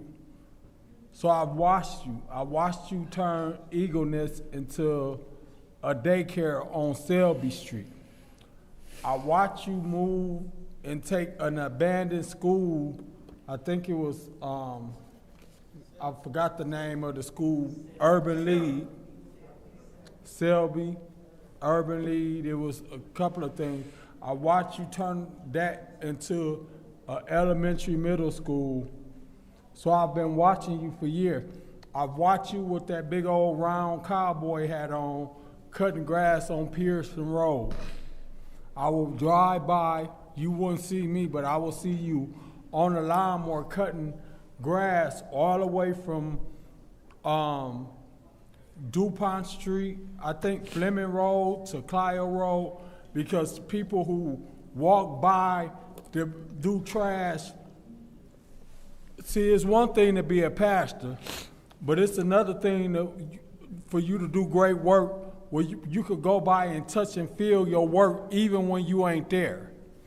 And then to see him buy the lot across the street to try to, the old apartments, to try to redevelop over there. Then I watched you take the old Pastor Holly building and turn it into a grocery store. I went in there, I watched. I'm not just making this up. This is real. And anytime somebody can put that much work in there as a pastor, as a leader, that's what great leaders look at. Now, maybe he may not move like some people or talk like some people and firm. Sometimes you have to be firm. So I just want to take my time to appreciate the work that you have done. And I know God ain't brought you this far to leave you.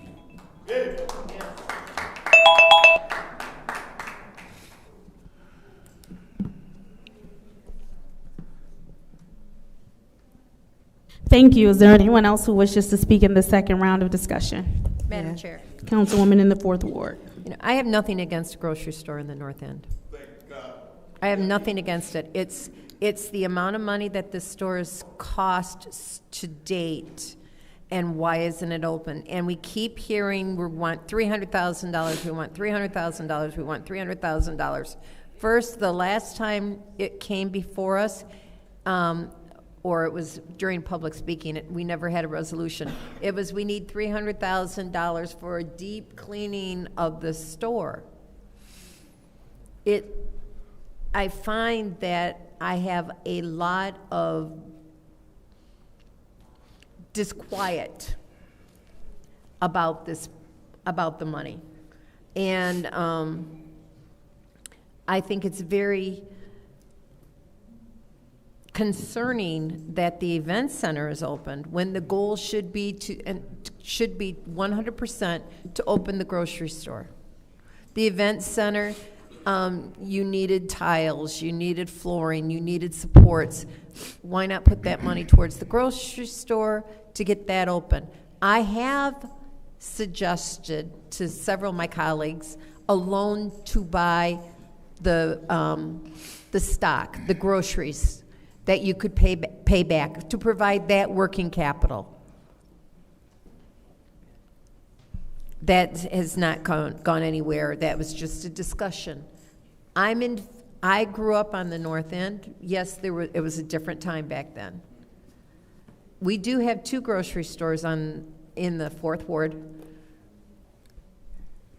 and neither one of them are really big, but they provide the basics. And we've got Kroger, and then I can never remember the name of it. Fresh, yeah. Yep, I knew it said Fresh, but I could not remember the rest of it. And that's on Davison Road, the old Kroger store back then. So I am trying to be a good steward of our money. I'm not, like I said, it's like the $300,000 is always wanted the same amount for different things. And that's concerning to me. Thank you. That's my time. Do I respond to that or no? Okay. Thank you. Councilwoman in the 5th Ward, you have the floor. Thank you, Madam Chair. And Madam Chair, to your point, yes, I am a member of the Food Mart. I put my money in because how can I say that I'm for the community? I'm for the residents of Flint, Michigan, and I not support ventures on the north side of Flint. The reality of it is this: we have a food desert. Yesterday I drove around and I realized, I said, wow, we don't have any type of grocery store from the whole North End. No grocery store. I can't even think. I mean, I know there's grocery stores over on the east side, right? We do have Save-A-Lot, but if you drive down Saginaw Street, we do have, I guess, Hutcherson's. But right there, there's a whole area where residents cannot get to a grocery store. And we have to think about that. We have to think about the residents. But I hate that I can't vote for this tonight due to the fact that I am a member. I cannot vote. I'm going to have to recuse myself from the vote. But I believe in the North Flint Food Market Co-op. I believe in it. In fact, my whole family put money into it because we believe in the food market and the impact that it's going to have on the residents. So, Pastor Flynn, I'm sorry I will not be able to vote for this, but I know, I believe in it, and it's going to happen. It's going to happen. Madam Chair. Thank you. Is there anyone else who wishes to speak in the second round of discussion? Is there anyone else who wishes to speak in the second round of discussion? Madam Chair. Councilwoman Burns, you have the floor. Thank you. Dr. Flynn, I did do my research in the Detroit Co-op because my daughter lives in Detroit. Her and her husband decided to buy a home and to live there in the city. And it took a long time to get that open, a long time. So when we're looking at co-ops and the length of time that it takes a long time. First co-op I ever heard of was in New York, and my uncle and aunt was a part of the co-op there.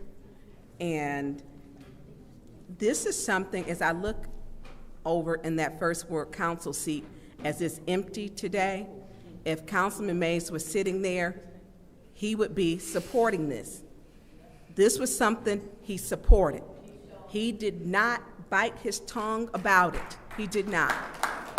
He did not. Councilman Mays felt so strong about that grocery store. He spoke about it. He advocated for it. He dragged people down here. They were even chanting and making up a song. I can't remember the song that Pastor Thoreau led, but it was a song. But as I sit there, the importance, because that is in the first ward, and that seat is empty today for such an important vote with the food desert, and we don't have representation. We don't. Now, I don't know about the application, the process, and I'm very transparent with, I don't care what, I want to be in the right food category. We have not went about this process to where it has always been in sequential order or done as it should be. I do know we had the conversation about the 1.4 million. I remembered it as being 5, but 1.4 million, and then the leverage funds. It is a food desert. Councilman Mays would be supporting this. Councilman Mays would be asking me to support this. He would. I would be on the phone with him to probably 7 o'clock the next morning, literally. And he would be telling me, Natanya, you know how important that stove is. He would, because it was important to him, because he understood that you had to go to stores where you pay for Miracle Whip $8, and it's $3.99 at other stores. He understood that as we still buying water, that he needs a store to go buy water. And by the way, I asked to have a special order for water, and it was turned down so we can get an update on the water. It was turned down by 2 of my colleagues today. That store is important, especially as we still deal with the quality of our water. You know, people need to still purchase water. They don't have a place in the first ward to go purchase water. And that first ward seat sits empty. So I appreciate you coming here, Dr. Flynn. I do. Thank you. Thank you. Is there anyone else who would like to speak in the second round of Madam discussion? Chair. You have the floor, Councilman in the 8th Thank you. Ward. So, Pastor Flynn, Dr. Flynn, I just want to put my thoughts on the record. I'm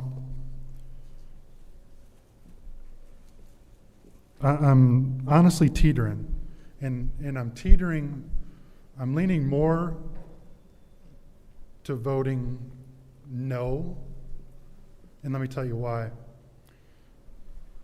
It's because this category that it's voting no on, not necessarily what coming in the future or whatever different things, but this application does not meet, in my opinion, this category for spending. With the $300,000 that you're requesting in the application you submitted, we don't have a budget that is for job training and job accessibility. And I was just back there talking with I have a budget, with Ms. Barks Green, and it seems to me like, and there's a little bit of a discrepancy on how much money this $300,000 will actually, you'll be able to leverage and get other dollars. And that, with that unknown, and this not meeting this category, at this point I'm a no. So I'll yield my 1 minute and 20 seconds to your response. Thank you, Councilman Pfeiffer. To your last point. So I'm the chair, so I don't really have to say I'm request sorry. for information. But if it's possible to move it to the economic development category. Well, then I would reevaluate it. And Emily, see. will you join us at the lectern? So, Pastor Flynn, the last minute and 20 is yours. I was just going to mention it. You said that it was unclear where the remainder of those dollars leverage funding would come from. No. Not where it would come from, but you don't have a firm commitment on the remaining dollars and when those would come. So this is like pass it and wait to see and hope for somebody to come through with the rest of the money. And unfortunately, I don't want to gamble with the dollars like that. I'm sorry, Yeah, I took your time. No, I would just reply to, for this resolution to be where it is, there were people talking in places and having conversations that I wasn't privy about the specifics. All I know is that those were key people that want to see the project cross the finish line, and those people began the process here. So, yeah.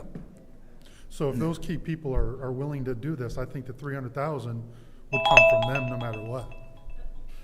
Thank you. Is there anyone else? I wish it worked that way. Is there anyone else who wishes to speak in the second round of discussion? Seeing as how there is no one else who wishes to speak in the second round of discussion, I'll take some time here.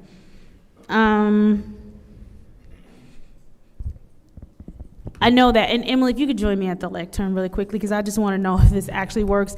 Would it fall, because I know we had some conversation about food access, and that might not be the best category, but for the economic development category, is it possible that it would fit there? So good evening, Council. Mm-hmm. The Ernst & Young is the firm that this body hired to do compliance. Mm-hmm. And so I am just trying to reflect what has been said by Ernst & Young. We appreciate that. That have been paid a lot more money than I get paid. So Mm-hmm. I'm going to reflect to you what they have shared, Okay. is that we have to be consistent with how each of the categories that this body created were measuring benefit data. And benefit data that was decided was that food access category was to be measured through the number of people receiving the benefit you had to put down. So when you give money to an agency under food access, it was for free food giveaways, and their name and their address and could be measured. That's how this body was doing food access.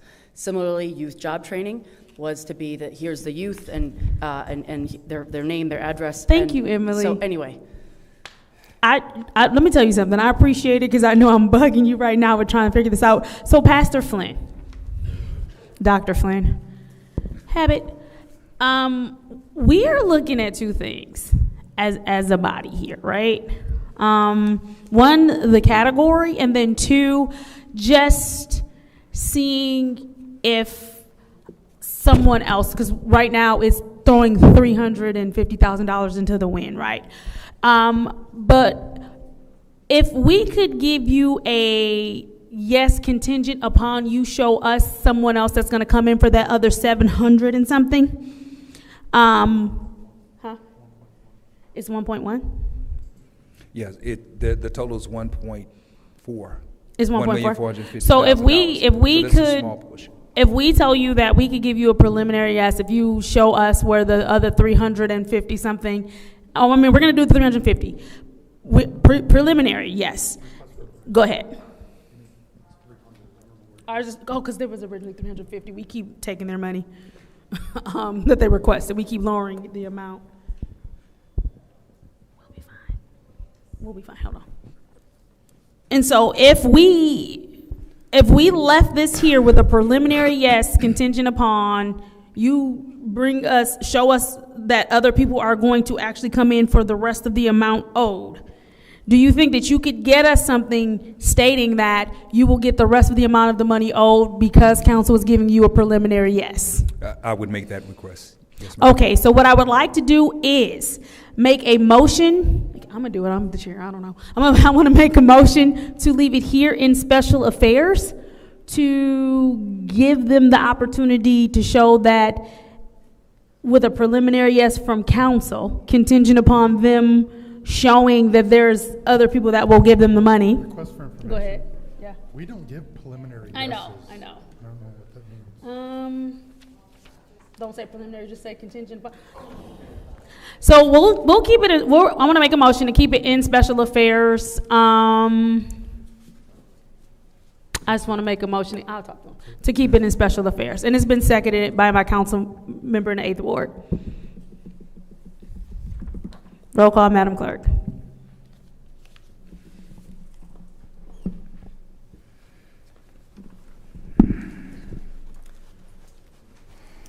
Mr. Murphy. Yes. Ms. Priestley? No. Ms. Winfrey Carter? Yes. Ms. Burns? Yes. Ms. Mashat? Yes.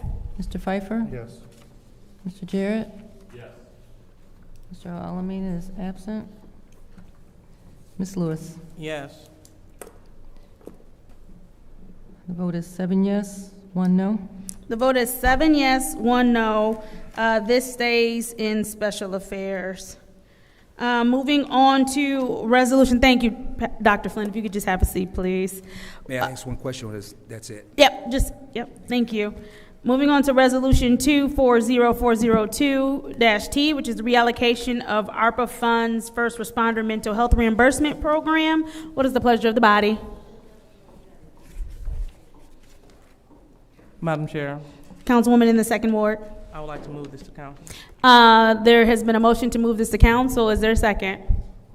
Support. It's been moved and properly supported by the councilwoman in the 4th Ward. Is there discussion? Madam Chair. Councilwoman in the 4th Ward, you have the floor.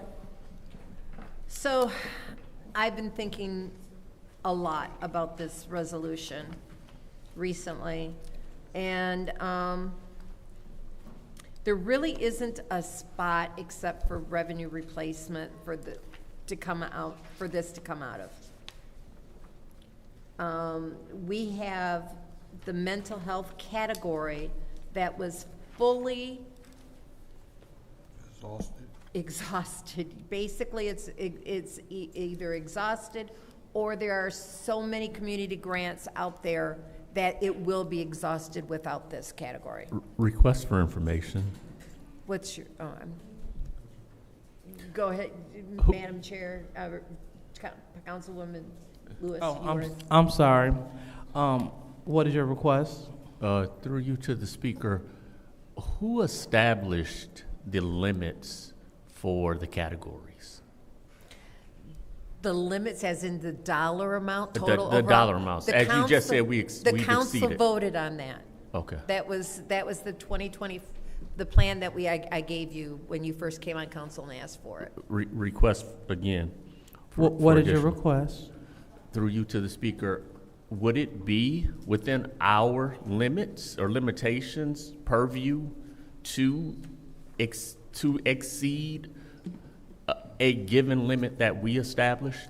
Only if we change the money from one category to another. We have to do a budget transfer between one category to another. It's the only way, because it was totally, the plan that we approved matched the dollars of funding that we received.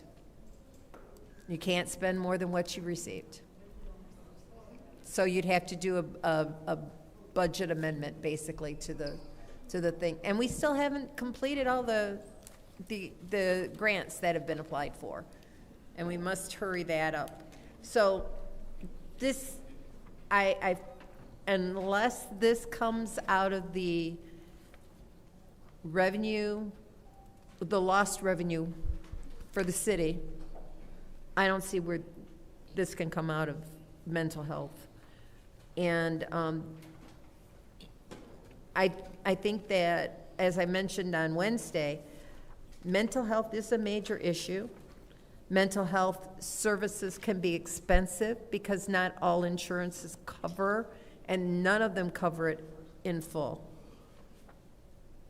unless you're dealing with a workman's comp issue. And then you've got all that other rigmarole. And by that time, you could have lost somebody. But the only way that this can come out of this, can be paid for, in my opinion and my feeling, is through the lost revenue category in the budget. Thank you. Anyone else in the first round? Madam Chair. Ms. Burns? Through you to, because we're talking about first responder mental health and reimbursement, through you to Chief Green, and because he wasn't here last week, could you, Chief Green? And also to you, Chief Wiggins, Fire Chief Wiggins. That way we can just kill two birds with one stone. You know. So my question to both of you, when we talk about expenses, it ends with you with knowing what your department needs. And let me say this to you, Chief Green. I am truly sorry for the loss of the officer this past last week where you left. My deepest condolences to the police department. Thanks. That was tragic. Thank you. It was tragic. And I think that with you, Chief Wiggins, I think both Fire Chief Wiggins, or just Chief, y'all both chiefs, you both had issues with mental health in your departments, and mental health, and even mental health with suicides. And how much is the out-of-cost pocket? Is that really something that you have an issue? Because you have health insurance. Is that an issue? That's correct. Even with our medical benefits, there are some out-of-pocket costs. As far as it relates to mental health, I know there's some, I can't give you a total dollar amount. It depends on the situation. But I've been made aware of some out-of-pocket cost. So is any of this money going to be used, say, you have a multiple shooting, your officers are there. For you, Chief Wiggins, your firefighters pull, say if it was a fatality in both. Are you both having responders or like care or worker, a psychologist, a therapist to talk to people on site or when they get back? What are the services after they have that traumatic experience that is both of you? Is this coming out that money at all? No, for the police department, no. Okay. We cover that expense. Is that in your budget? Yes, it is. And how much is allocated for that? I don't have an exact number, but Okay. we did create a line item for that due to Okay. situations that you're mentioning. So, yes, we have budgeted for it. The police department has. Okay, and Chief Wiggins We don't have a budget for, for the mental health. Last council, I talked to you about Alliance.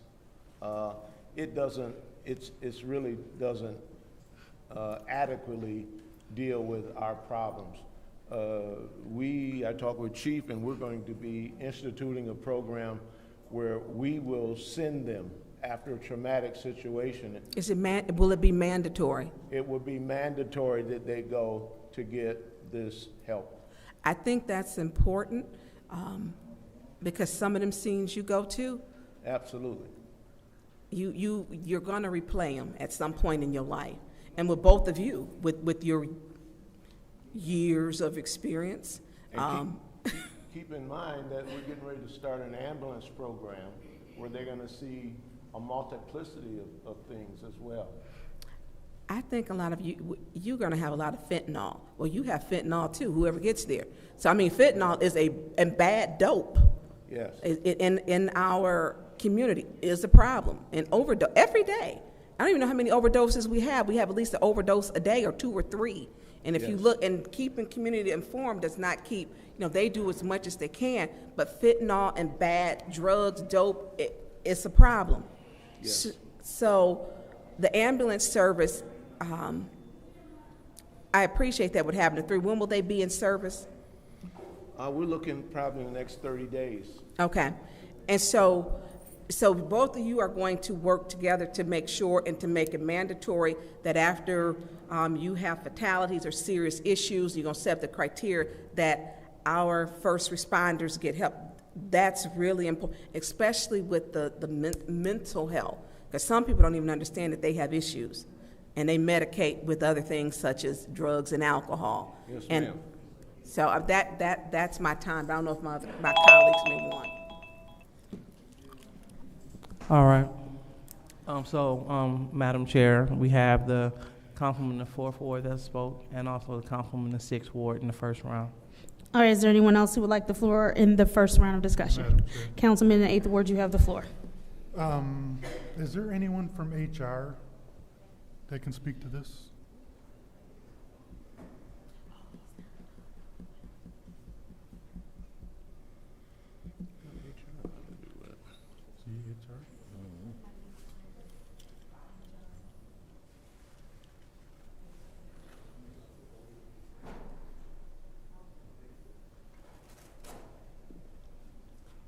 Okay, so no one from HR.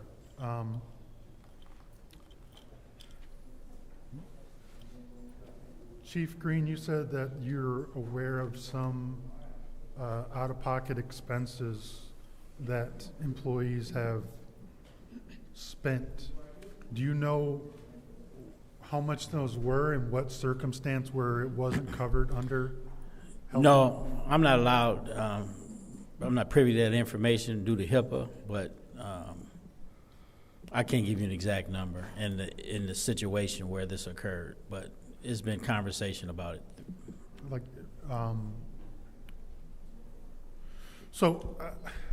I really wish Eddie Smith was here, or somebody from HR that could speak to the potential out-of-pocket costs and what is not covered that would actually, that this program would pay for, and how much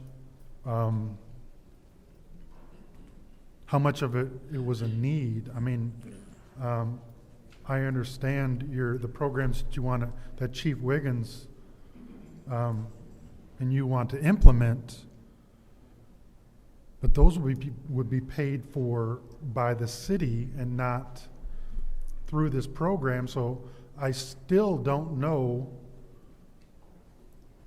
what actual out-of-pocket expenses this would incur. Would this pay for normal, healthcare out-of-pocket expenses? Like if they have a $5,000 copay or whatever, I'm not sure what you guys are, would would this be paid for that? And if they have, that would be normally how they would pay for it out of their program or out of their expenses. So can anybody tell me what exactly these would be paid for? That's a great question, Councilman. I don't have an exact answer for the out of pocket costs, but I know the programs you're speaking of that the police department has implemented, those funds, these funds wouldn't be used for those programs. So I'm not sure what the out of pocket costs are. Okay. So human resources, I agree, would be better. To answer that. Okay. I would love to support this. I just want to know how much of a need and what exactly, because maybe we need to change our insurance policy or something to cover more of this if the insurance doesn't cover it. So I don't know what to do with this. So I'll yield back. Thank you. Is there anyone else who would like the floor in the first round of discussion? Madam Chair. Councilman in the 9th Ward, you have the floor. So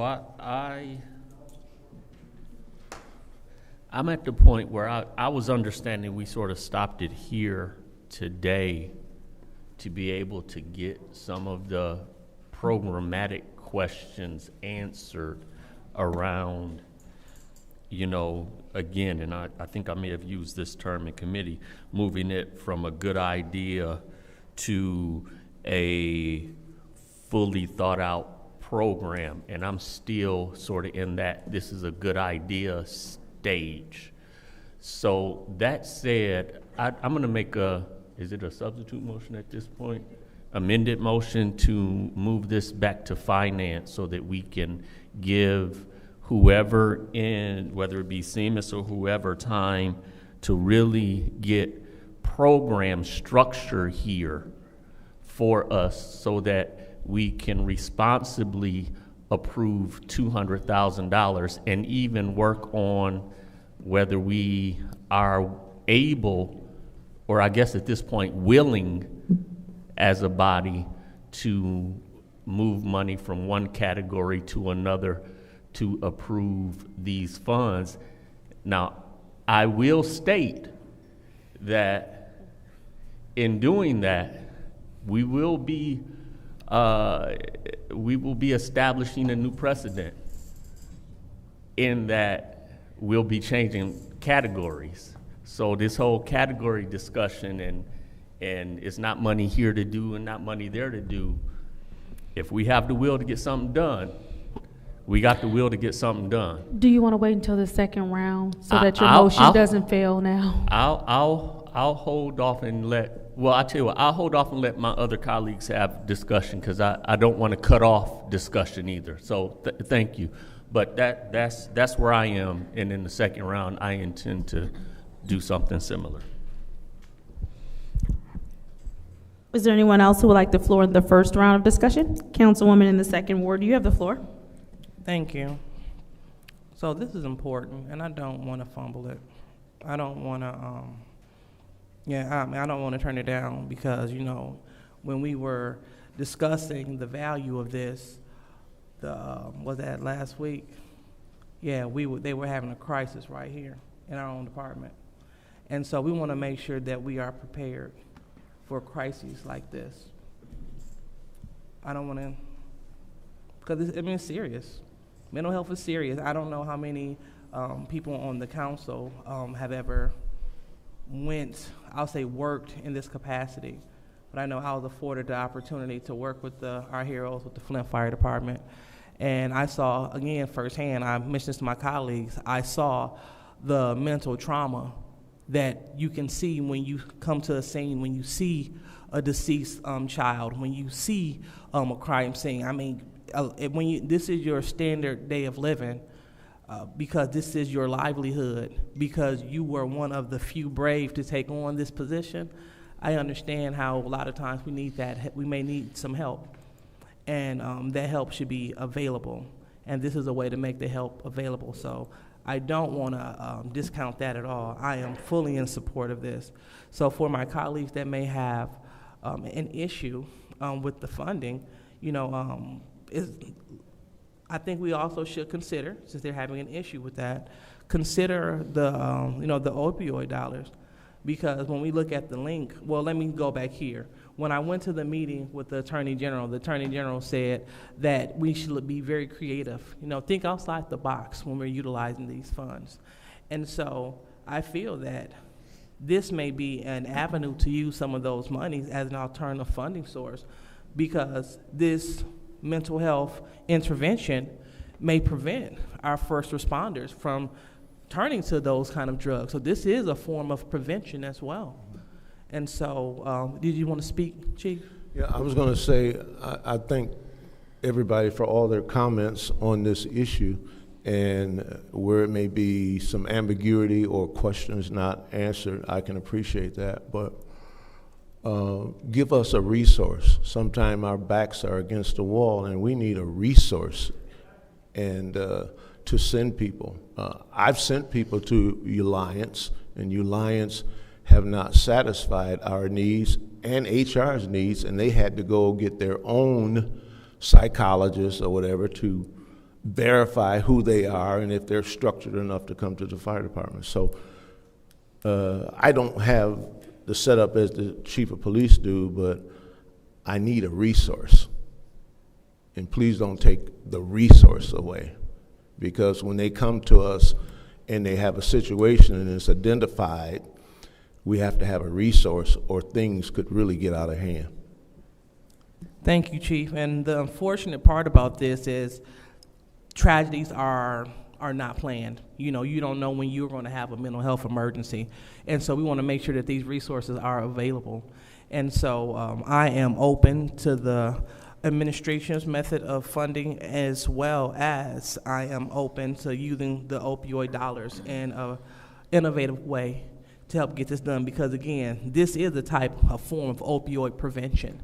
And when we say opioids, we were talking about pills, because pills are an issue, and so we don't want to see our first responders turn to those things when they can receive the mental help that they need. So I would just like to appeal to this body to consider, thinking about the opioid funding. I don't know if they're listening, but I would definitely appeal to this body Absolutely.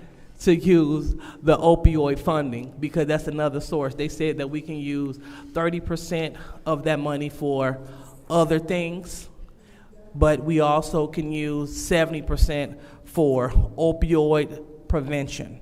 And I think that this would be a great use of this money and it'll satisfy the 30% as well as the 70%, because mental health treatment can prevent potential drug abuse. And that's one thing that we don't want to see happen with our first responders as they continue to service the needs of the residents of the city of Flint. So thank you, Madam Chair. Thank you.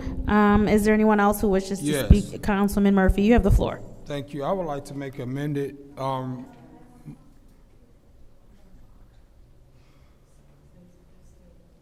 okay.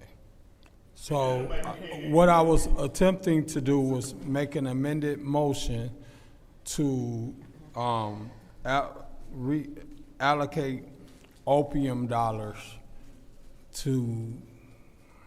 for $200,000 to pay for this. My colleague in the 4th Ward said we don't have funding left in this category.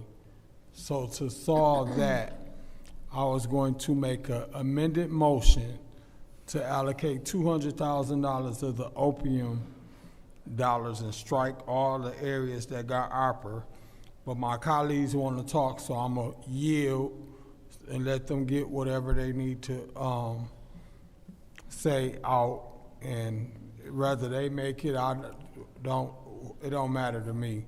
But we got city council meeting still to go, and we can resolve this. So I yield to my colleagues. Thank you. I think that was everybody else. Wait, Councilwoman Winfrey Carter, you have some time if you'd like to take it in the first round. Okay.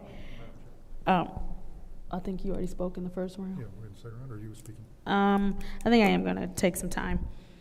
So, as my colleague in the second ward pointed out, we did have something critical happen to one of our own. And so what we want to make sure we're not doing is prolonging the ability to help those who literally dedicate their lives, literally put their lives on the line for our city. And so whatever we can do to help ensure some sort of a resource to where they can have someone they can talk to. I think it is a good point that we don't consider the fact that they might turn to some addiction of their own because of some of the things that they see daily.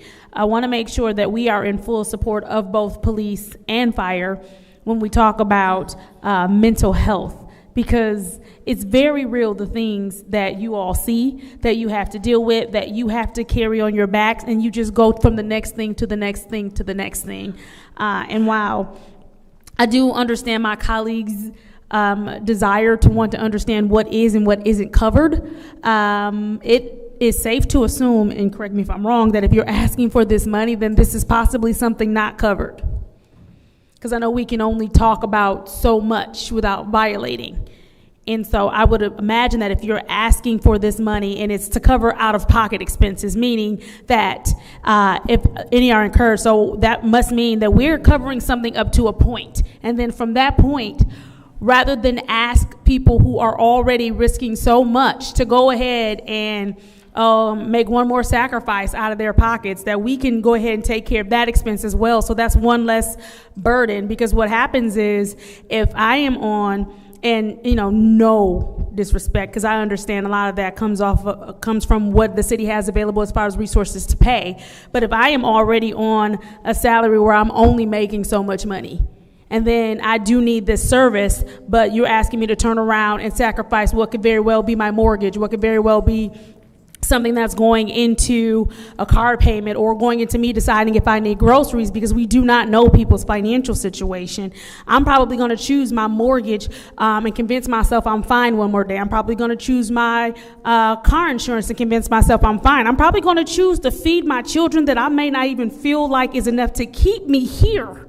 But as long as they'll be here and fed, I'm going to choose to feed those children. And so I just want us to be aware that when people come before us, especially our trained and seasoned professionals, that they're not coming before us in vain or coming to ask us for frivolous things, especially when it's something that's when we're talking about mental health. And that's just something that I would ask my colleagues to consider, that if they are before us, it is because they need to be before us, and this might be something that is not covered. And I also want to consider the fact that I think it's beyond selfish of us to ask for them to pay for something like this out of pocket when they put their lives on the line for us. And I do hear what my colleague in the third ward is saying about possibly taking it out of the opioid money. And if that is possible, I'm open to that as well. So I'm open to whether it's ARPA or opioid money. I'm open to supporting both police and fire because they show up for so many every single day, and this is our opportunity to show up for them. With that said, I am done with my first round, and anyone who would like the floor in the second round. I know that Councilman Pfeiffer did want it, but he's back there, so is there anyone else who would like to go first? Madam Chair. Councilwoman in the 6th Ward. Thank you. Both of you can't say it, but you've had suicide in your departments, and so it's real. And yes. I support it, but I want to know through you, Madam Chair, to Mr. Moore, if he can come. Mr. Moore, would you please join us at the lectern? So if we can move this and use that 30%, that solves the problem. And to you, Fire Chief, you need to get with Chief Green about having a program like his. You need that, especially as we come into cutting on your furnace season. Your fires do go up. Yes. in this season. I just learned of it, and I'm going to be getting with the finance director. Yeah, I mean that because I think it's in October next year. awareness season. So, to you, Mr. Moore, can we, I know we can use 30%, but can we take this, can we use, take 30% from the opioid money to use this? Can we do that? I know the deputy is really, he's not here. CFO is really good at answering really quick, but I don't see him back there. It's doable, yes. Okay, so then, that is my biggest concern, if to take it out, if we can, and I believe that Councilman Priestley was saying, we don't even have it in there to do. So I don't want both of you chiefs and deputy chief to walk away thinking we didn't do whatever we could. So if it can come out of opioid, and you're saying it can come out of opioid, so we just need, and I know as Councilman Murphy was saying, to amend it. Request for information. What's your request? Through you to the speaker, do we know how much we have available in opioid at our either 30% discretion or what we have available in opioid dollars? I do believe we had like 4 point something million if we take 30% of that. It's a little bit higher than that now. It's it's higher than that, Mr. It's a little bit Moore? over $5 million at this point. Okay, because I think I asked you the last time how much we had in opium. And so if we take in 30, you're good at math. So take that, that 30% of that. I don't have a calculator. I'm trying to actually add up something else over here too. Thank you. See, they are on it. Everybody took accounting up here. A little bit over, yes. So you don't have an accurate number, but it's a little over 5 million. So we have enough money to take that and use this, because this is important, and I support this. But you need to get with him about a plan, because you got to, please do, because with both of your experience, I think together y'all got about 100 years experience. Okay, all three of y'all about 150. Thank you. Is there anyone else who would like the floor in the second round of discussion? Councilman in the 8th Ward, you have the floor. So here's where I'm at. I 100% support this. I just have questions, and I don't care if it comes from ARPA and we move categories or comes from opioid. To me, if it's a need, it's a need. My questions are, how did we come up with the 200,000?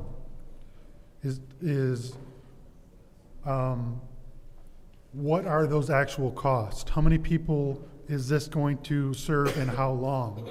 And then on back of that, I have another issue, because usually with, police officers, if they're going into therapy, they don't necessarily announce that to yourself or anybody else. So how is reimbursement going to happen without exposing that to the city that doesn't need to be? So to me, this needs to go to a third party or somebody else to handle that reimbursement and not through the city. So I 100% support this, but this needs more work. I think Chief Green, I think you will agree that your staff needs some little bit, or not some little bit, but they need privacy in dealing with these issues, and it should not be something that touches 5 different departments within the city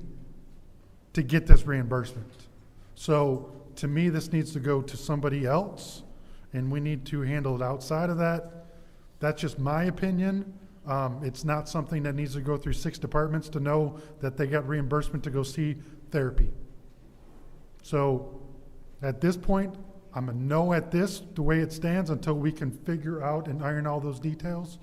So if we can send it back to committee or whatever else, I don't care what account it comes from. If it's a need, we need to address it. But we've identified the need, so let's figure out how we can implement this without violating people's privacy and whatnot. So somebody wants to make a substitute amendment to send it back, I'll support it. If not, then I will vote no on this. Thank you. Madam Or is there Chair. any councilwoman in the 4th Ward? Yes, I have a constituent here who is full of information for me. She gives me lots of stuff, and she's able to help me a lot on a lot of issues. But she informs me that Genesee Health Systems has a critical incident debriefing team that will come in for free. And she also gave me a website of resiliencyfirst.org. And I looked up there, and they have a lot of resources available for people. And it sounds like they're pretty much free. They also have something on here I want to announce to everybody. There's a 3-digit suicide prevention hotline. We know of 911, we know of 211, 988. Make a note of that. 988 is the Suicide Prevention Lifeline. And that is a 3-digit dialing code that will route callers to the National Suicide Prevention Lifeline. You can also chat online at 988lifeline.org. So I think that this also needs more work. Like I said, I think that mental health is a serious problem in this, and there's a big stigma attached to it. And as my colleague in the 8th Ward said, especially, and I don't care if it's a police officer or a fire officer, who wants their business known to city employees? There is such a stigma to it that I see that as a potential problem. So I'm going to make a motion to postpone this indefinitely so that it can be reworked and brought back however way it's done. If it's done using opioid monies or third party, but I think that it needs some work, and I totally 100% agree, surprise, with my colleague in the 8th Ward that people are not going to be willing to submit their bills to the city for reimbursement for mental health concerns. So I make a motion to postpone this resolution indefinitely. There's a motion on the floor to postpone indefinitely. Is there support? Yeah, Madam Chair, I'll support that motion. Roll call, Madam Clerk.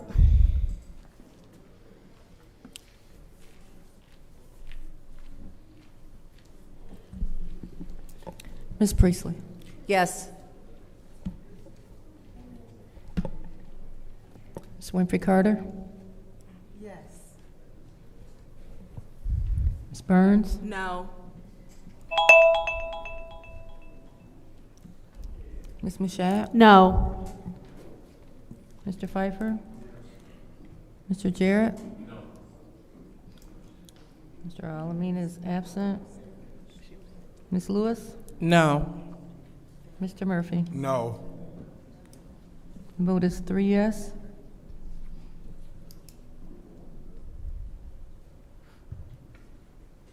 Five no. The vote is 3 yes, 5 no. That motion failed. Moving on, is there anyone else who would like the floor in the second round of discussion? Yes. Councilman Murphy. Is this still for the Second round of discussion for the reallocation of ARPA funds, First Responder Mental Health Reimbursement Program. This is to send it to council because the motion to postpone failed. I would like to make an amended motion to move $200,000 of the opium dollars and strike all the wording that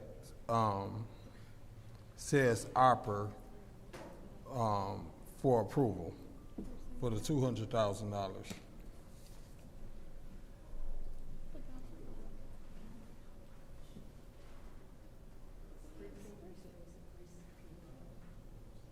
You want me to repeat it again?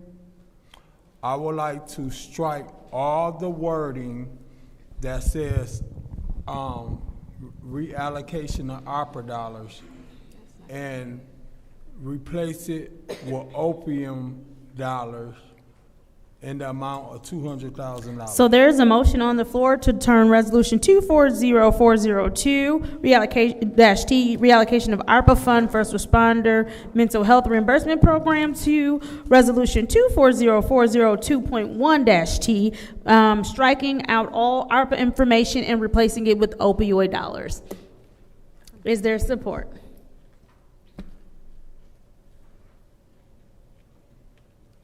All right, that motion fails to move due to lack of support.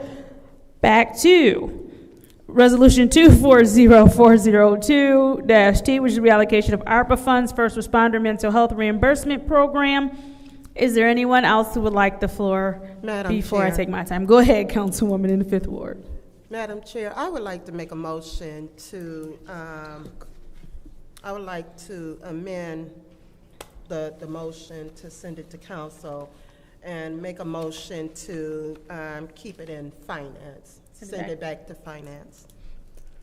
There is a motion on the floor to send Resolution 240402 -T, reallocation of ARPA funds, First Responder Mental Health Reimbursement Program, to finance, and it has been supported by the councilwoman in the 5th Ward. Roll call, Madam Clerk. It's been supported by the councilwoman in the 6th Ward. The motion was made by the councilwoman in the 5th Ward. Roll call, Madam Clerk. Ms. Winfrey Carter. Yes. Ms. Burns. Yes. Ms. Mashat. Yes. Mr. Pfeiffer. Yes. Mr. Jarrett. Yes. Ms. Lewis. Yes. Mr. Murphy. Yes. Ms. Priestley. Yes.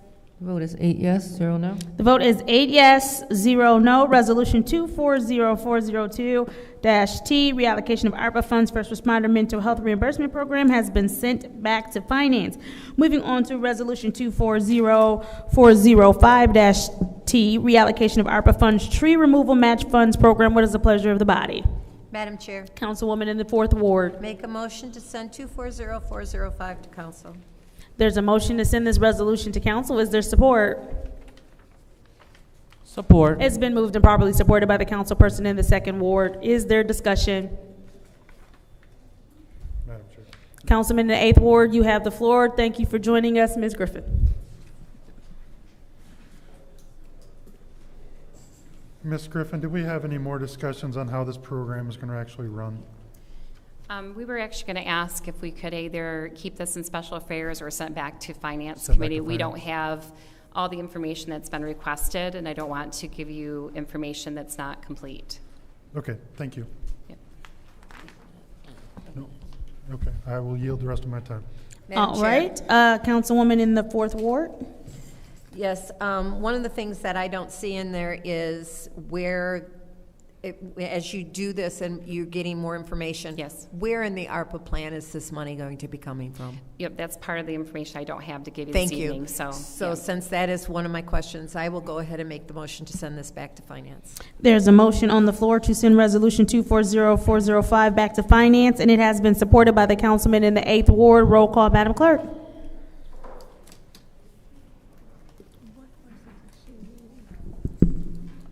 Ms. Burns. No.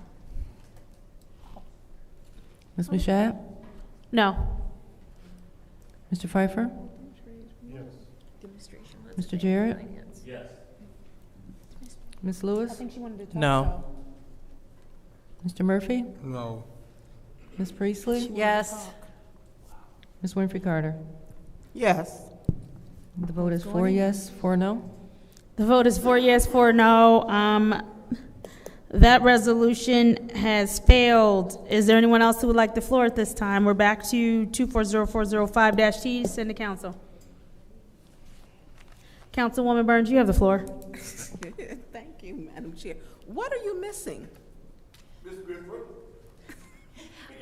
When I came here last time, I explained that I only knew some of the information regarding the project itself. I didn't have the financial aspects of it. I don't work with the ARPA funding, so I didn't have that at that time to share this. And unfortunately, Seamus isn't here today, so information that you're asking for, I don't have to share. What all were we asked? I don't even remember. That was I think the last there was a couple questions actually from Council Councilman Pfeiffer and then also Councilwoman Priestley. And part of that had to do with how is the program going to run, as well as how is it being funded, from what accounts is that coming from, and what categories, things like that. And at the time, we had discussed some of that. I say we, but Seamus discussed some of that information. But it was really, he's not here is one thing. And secondly, we were gathering information based on what we thought. And I don't know that that's actually, we wanted to go back and verify that information. And that part hasn't been completed. So if it's not available in ARPA, what other funds are you, what other account are you? No, I'm told it's from ARPA, and I'm told it's from the category, but the discrepancy was Councilperson or Councilwoman Priestley had brought up that she didn't think that the numbers were jiving with what she could see and what we were saying. So there's a discrepancy, and that's something that's still being evaluated. I don't have access to that, as I said, and so I don't have. Through you, Madam Chair, to Emily. Emily, would you join us at the lectern, please? So, yeah, so we can see, and Emily, as you're probably sprinting, not in your chucks today, but if you could tell me what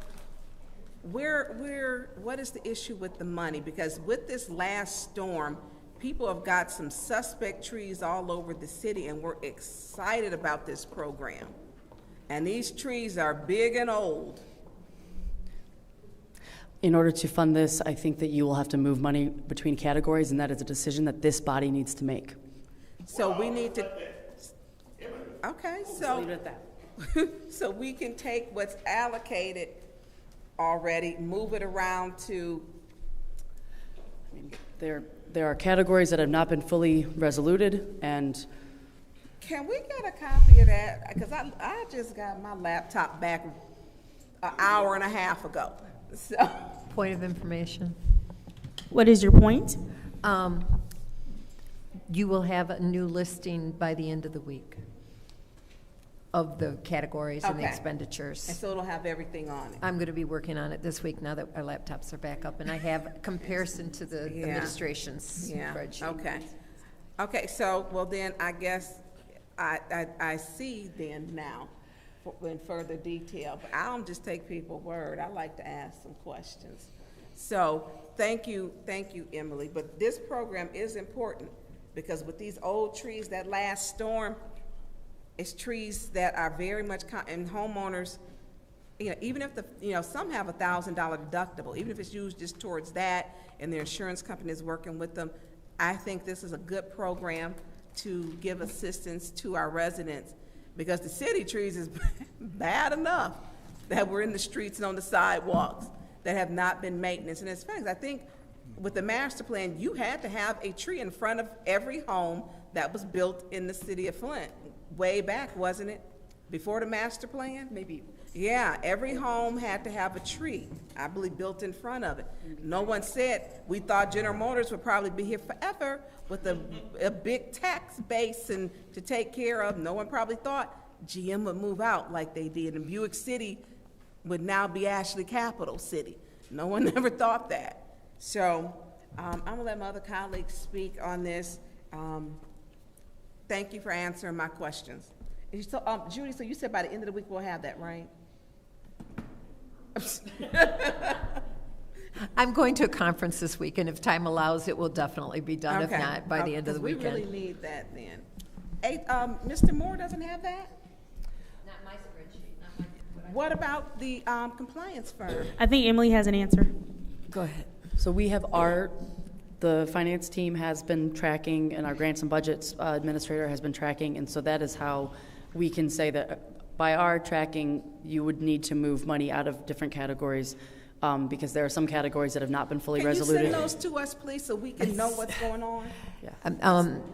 I would prefer yours. Point of information. I actually will be verifying their information against our information and the grants because I have found errors on both sides. Well, I think that the compliance firm found errors too, but I think, Judy, with some of yours, can I get yours, because that's y'all job, please, so that we can see. Yeah, no, that's fine. Like I said, we're doing our best to track, and if this program at this level would need to have different funding from different categories. Thank you. Is there anyone else who would like the floor in the first round of discussion? Is there anyone who would like the floor in the second round of discussion? Madam Chair. Councilman in the 8th Ward. So, Heather, Yes, sir. the questions I had are how the program's going to be run. So I don't want this to get out that everyone in the city of Flint that gets a quote is getting city money, so now all of that money gets, now everybody comes in with the $500 escalation because they know that they're going to get reimbursed. So I don't want to escalate pricing like that. I want it to go through the city like 50-50 program. So that's the discussion that we had. Yes. How this is actually going to be run. So I hope that for the finance committee, you can answer some of those questions on what are going to be the requirements and how this program is actually going to be run. With that, Madam Chair, I'd like to make a motion to reconsider the motion to send this to finance. There's been a motion on the floor to reconsider sending this to finance by the councilman in the 8th Ward. It's been supported by the councilwoman in the 6th Ward. We're now voting on the reconsideration to send resolution 240405-T, reallocation of ARPA funds, tree removal match funds program. We're voting to reconsider the motion. Roll call, Madam Clerk. I'm sorry, who seconded that again? I'm sorry, what was that? Who seconded that again? I'm sorry. Councilwoman in the 6th Ward. Thank you. Mr. Pfeiffer? Yes. Mr. Jarrett? Yes. Ms. Lewis? Yes. Mr. Murphy? Yes. Ms. Priestley? Yes. Ms. Winfrey Carter? Yes. Ms. Burns? Yes. Ms. Mashat? Yes. Vote is 8 yes, 0 no. The vote is 8 yes, 0 no. We will now vote on whether or not to send this to finance, resolution 240405. Roll call, Madam Clerk. Mr. Jarrett? Yes. Ms. Lewis? Yes. Mr. Murphy? Yes. Ms. Priestley? Yes. Ms. Winfrey Carter? Yes. Ms. Burns? Yes. Ms. Mashat? Yes. Mr. Pfeiffer? Yes. The vote is 8 yes, 0 no. The vote is 8 yes, 0 no. Resolution 240405-T, reallocation of ARPA Madam funds. Chair. Yes, I gotta finish. No, proceed. Tree removal match funds program has been sent to finance. 2nd Ward, you have the floor. Thank you. So I would like to move to reconsider resolution 240402. When you say reconsider, what do you want to do with it? I would like to move to reconsider it to, I'll say, keep it in finance. Point of order. No, it's in finance, so you want to move it to council? Oh, I'm sorry, send council. Thank you. So there's been a motion on the floor to reconsider resolution 240402, which is the reallocation of ARPA funds for first responder mental health reimbursement program, reconsidering to send it to council. Point of order. How do you reconsider it if it's already been allocated to We're still in the meeting, so I think you can. Is that correct, Madam Clerk?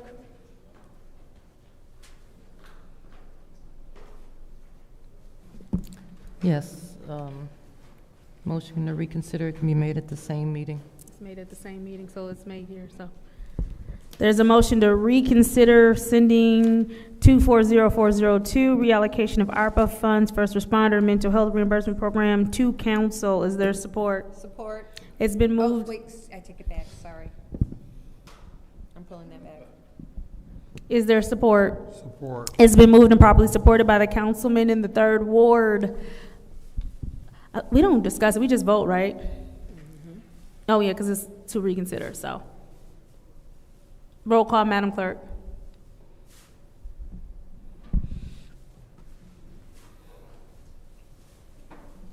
Ms. Lewis? Yes. Mr. Murphy? Yes. Ms. Priestley? No. Ms. Winfrey Carter is not in. Ms. Burns? No. Ms. Mashat? Yes. Mr. Pfeiffer? No. Mr. Jarrett? No. The vote is 3 yes, 4 no. The vote is 3 yes, 4 no. That motion to reconsider has Motion to failed. adjourn. There's a motion to adjourn by the councilwoman in the 4th Ward. Is there support? Support. It's been supported by councilman in the 3rd Ward. Roll call, Madam Clerk.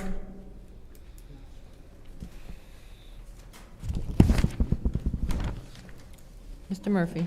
Yes. Ms. Priestley? Yes. Ms. Winfrey Carter is not in. Ms. Burns? Yes. Ms. Mashat? Yes. Mr. Pfeiffer? Mr. Jarrett? Yes. Ms. Lewis? Yes. The vote is 7 yes, 0 no. The vote is 7 yes, 0 no. The time is now 8:40 p.m. on Monday, September 9th, and I call the Special Affairs Committee meeting adjourned.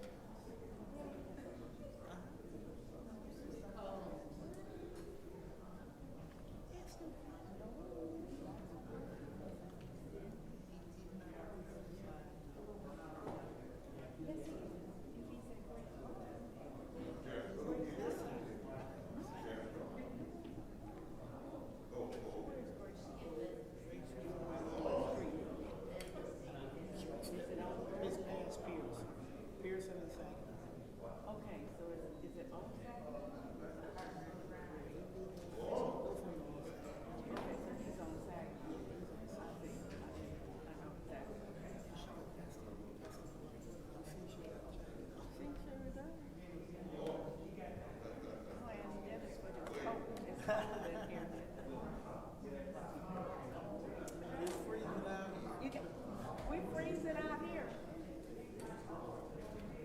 What you been drinking? What you been drinking? You hot. Hot-blooded.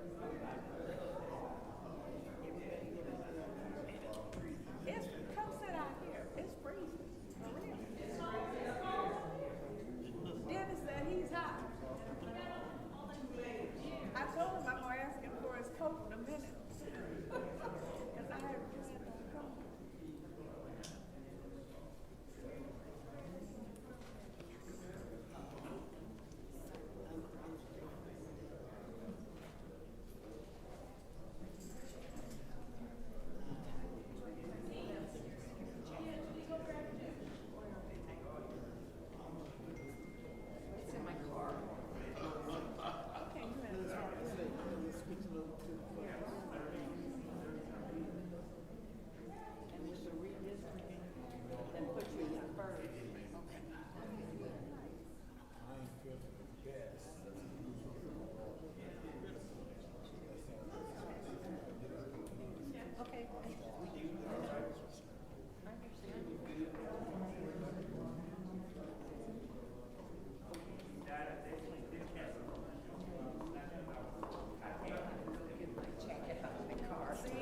Bring two, please. And I only have that because I'm not taking my friend's car.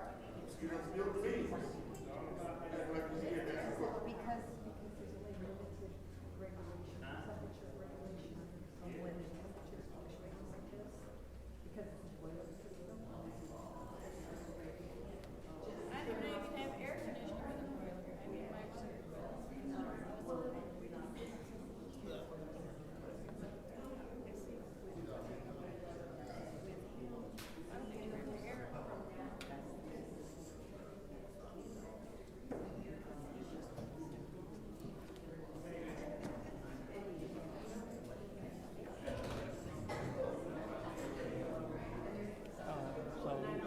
we're about to get started in 3 minutes.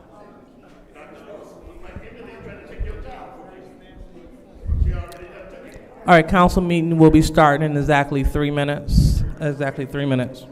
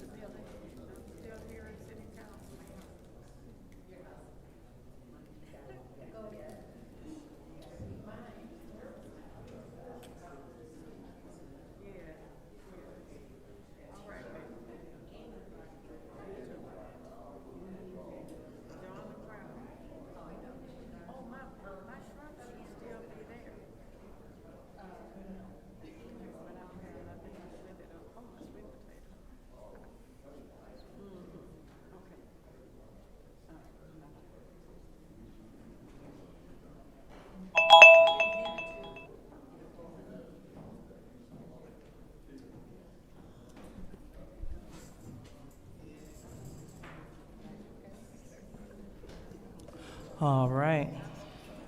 We're going to go ahead and get started.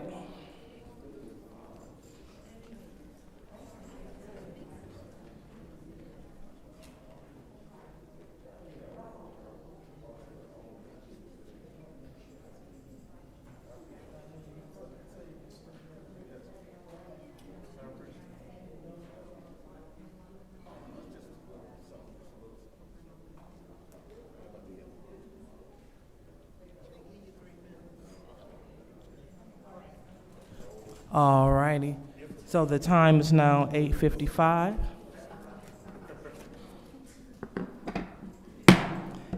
And this Flint City Council meeting is now being brought to order. Roll call, Madam Clerk. Mr. Alamin is absent. I'm sorry, Mr. Alamin is not in. Ms. Lewis? Present. Mr. Murphy? Present. Ms. Priestley? Present. Ms. Winfrey Carter? Present. Ms. Burns is not in. Ms. Mashat? Present. Mr. Pfeiffer? Present. Mr. Jarrett? Present. You have 7 members present. We have 7 members present. So now it's time for the Pledge of Allegiance. Mr. Jarrett, would you please lead us in the Pledge of Allegiance?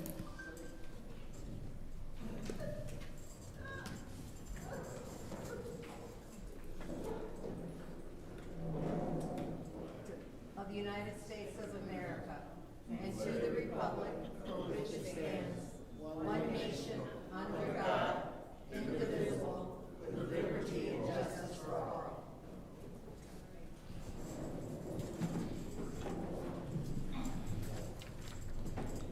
All right, so now it's time to read the disorderly person city code subsection. Any person that persists in disrupting this meeting will be in violation of the Flint City Code Section 3110, disorderly conduct, assault and battery, and disorderly persons, and will be subject to arrest for a misdemeanor. Any person who prevents the peaceful and orderly conduct of any meeting will be given 1 warning. What is your point? You skipped the prayer and the acknowledgement of families. I'm so sorry. I went straight to the back. Thank you so much for that.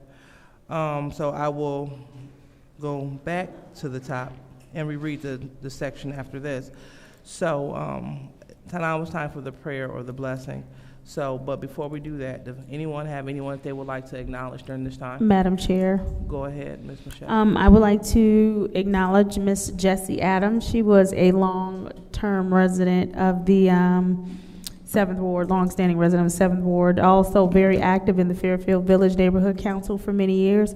So we ask that you would keep her family as well as the Fairfield Village neighborhood in your prayers and ask for a moment of silence on their behalf. Okay, thank you. Madam Chair.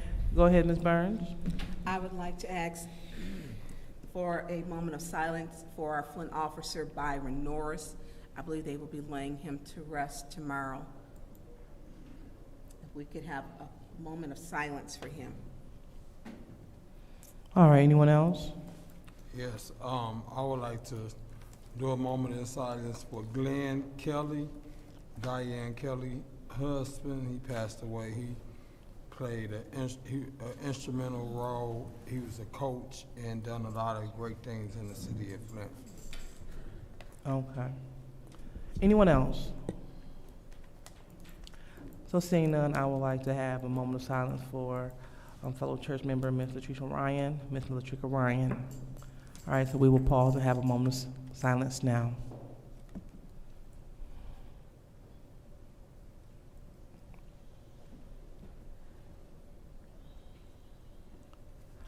All right, so now it's time for the prayer of the blessing. Councilwoman Mashat, would you please lead us in the prayer of the blessing? All minds clear. Heavenly Father, we come to you now just first and foremost, thanking you for this day and time. Thanking you for your grace, your mercy, your love, and your favor. Thank you for watching over each and every last one of us. We ask now, Lord, that you would keep us as we travel to our respective places, that no hurt, harm, or danger would come our way, that we get home safely, Lord. We thank you for this opportunity to edify and uplift your kingdom. We thank you for this opportunity to uplift the city of Flint and do what is right for the residents. We ask that all temperaments be even, Lord God, and that we just stay focused on our shared mission to move the city forward. It is in Jesus' name we pray, amen. Amen. So now it's time for the reading of the disorderly person city code subsection. Any person that persists in disrupting this meeting will be in violation of the Flint City Code section 3110, disorderly conduct, assault and battery, and disorderly persons, and will be subject to arrest for a misdemeanor. Any person who prevents the peaceful and orderly conduct of any meeting will be given one warning. If they persist in disrupting the meeting, that individual will be subject to arrest. Violators will be removed from meetings. So now it's time for requests for agenda changes or additions. Any requests? I hear Councilwoman Mashat.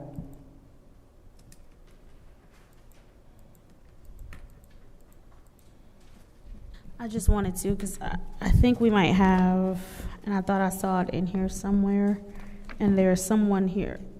I just want to move up on the agenda where we have speakers that have stayed this late to talk on behalf of their organizations.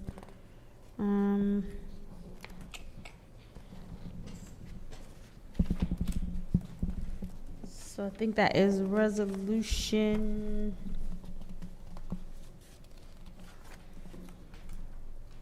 Where is it? 240403.1-T. You said 240. 240403.1-T.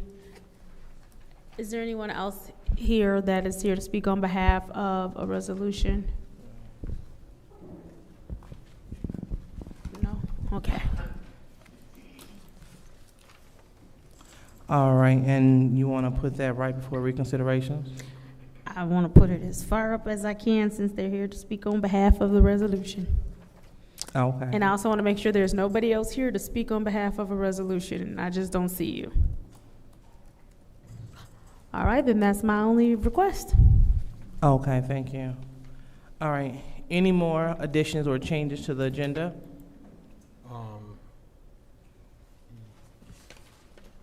Go ahead, Mr. Murphy. Let's see. I would like to, no, I'll wait, because I'm looking now and I still don't see what I'm looking for. So I'll wait. Okay. All right, so hearing no one else, we will go ahead and move forward with public comment.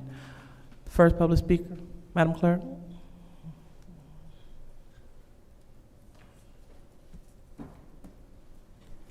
First speaker is Bethany Hazard.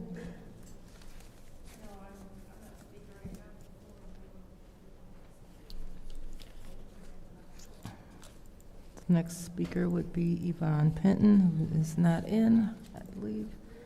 Melissa Zaremski, not in. Patricia Flowers Brewster's not in. Rich Jones, not in. Audrey Muhammad, not in. Doug Matthews.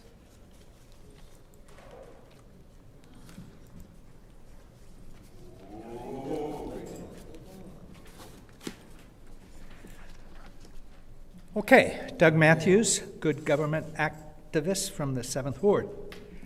I want to stay on the topic of Tanya Burns, this time on the consequences of her political endorsements. Burns has consistently used inflammatory language and divisive tactics, most recently during her call-in to 810's morning bump on August 26. Instead of building bridges, Burns continues to fuel division in the 1st Ward. Worse, she has a history of endorsing candidates who are either unqualified or downright harmful to the city of Flint. Look at her endorsements. Burns is now supporting Carol McIntosh for the 1st Ward seat. McIntosh has a record of failure. Her time on Flint Community Schools Board ended with a $600,000 settlement due largely to her toxic and reckless behavior. On the Ethics and Accountability Board, McIntosh helped appoint an unqualified ombudsperson, leading to Mrs. Little's abrupt and humiliating dismissal when she was no longer useful. Yet now, Burns expects us to believe McIntosh is the right choice for the 1st Ward. Burns also backed Jedediah Brown, a self-proclaimed savior from Chicago. Big ick energy. He was brought to Flint as a hero, but what did he accomplish? Nothing much.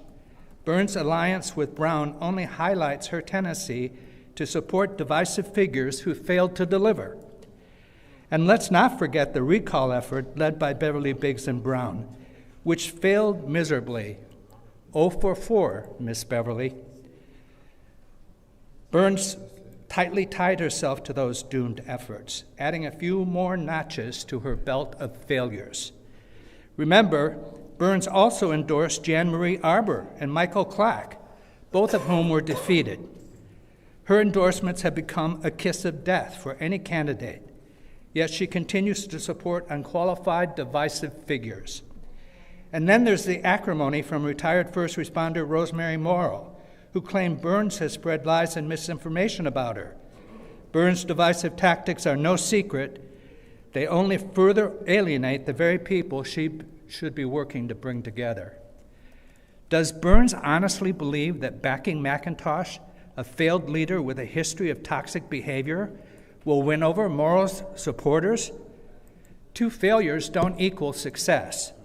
Morrow's writing campaign is gaining momentum for a reason. The people of the First Ward can see through this political manipulation and are looking for real leadership. Thank you. All right, next speaker, Madam Clerk. The next speaker is Ariel Mitchell.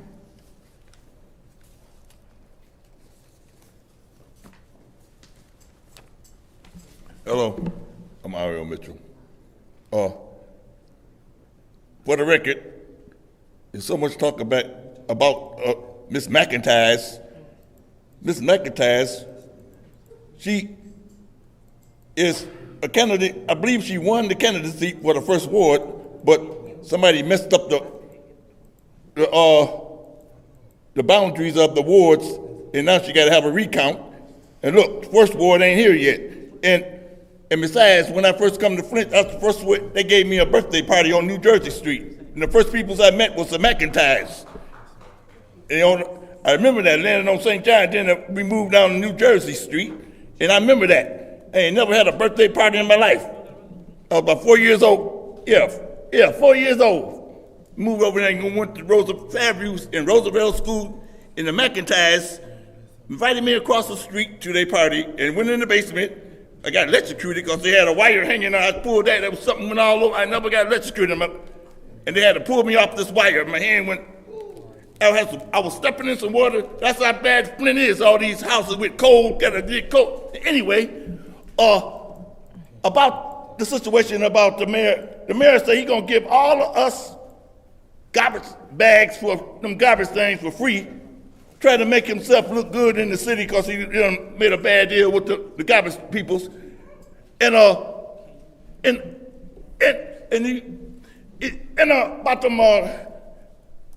them garbage stuff. I'm trying to say about he trying to make them people's thing. He always messing people's up. I mean, like Murphy. This guy talking stuff up. Man, trying to say something about you, man, but it won't come out right. Man, Murphy, you done messed up too. Because you talking about you don't give a care about what they do to the situation in Flint and let all these people like Priestley and you doing all that stuff because the black man got to eat in the store. You talking about this preacher talking just because you got supermarkets in your ward, the Fourth Ward. Let the black man, and he put the grants, and then like the black man came as a preacher at that. But he said he retired, and you think because he retired he can't do that. Take 15 years to open up a black supermarket in the black ghetto. Who you think you is, Miss Priestley? The black man got to eat too. Somebody eat up where you going? All them marks you be making up front down south in Georgia, and all them were Tennessee only for talking about the black people. You just like that. You all and don't give a jack. I keep coming back on 10 more. All right, so next public speaker, Madam Clerk. David Peachy, who's not in. Next speaker is Jerry Lejeski.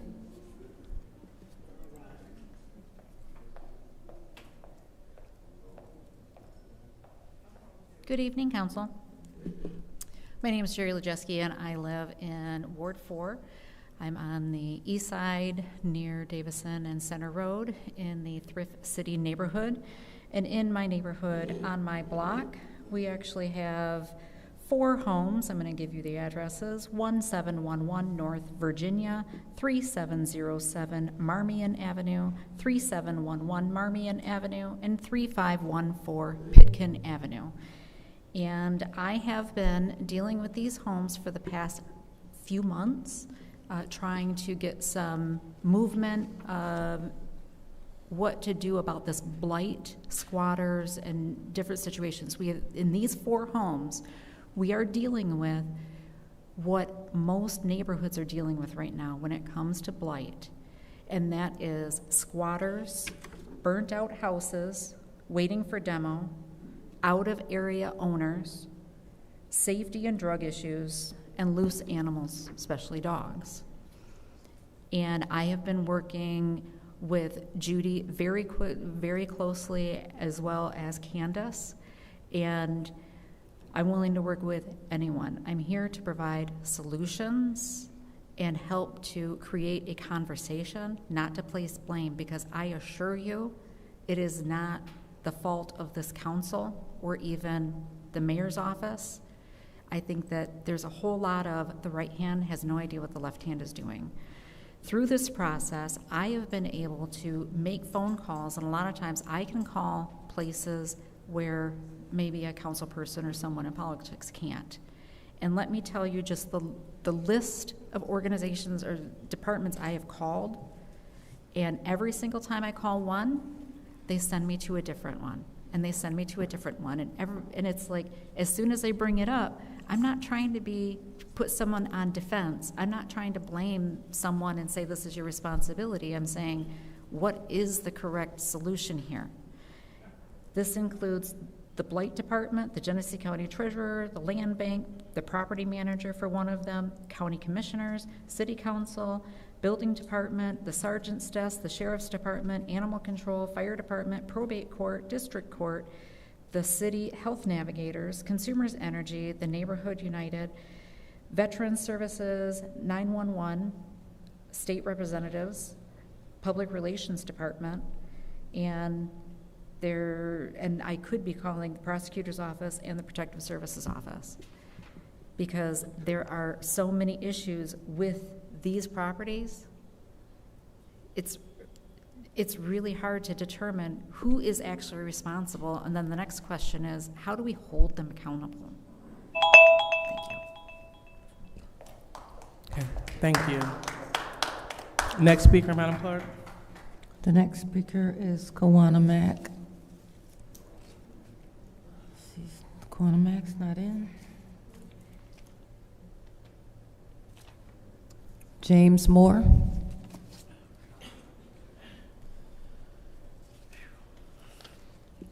Good evening, Council. James Moore. Hopefully so everybody can hear me, because I really need for this message to get out. I was at the last meeting and they brought up a process that they were looking at. I hope y'all stop looking at that. We don't need that. And trying to what they want to do for the home repair.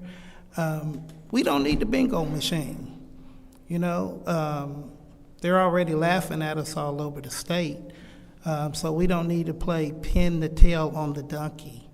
We are a principality. We are a city, and I'm a resident in it. I don't know if nobody else is, but I am.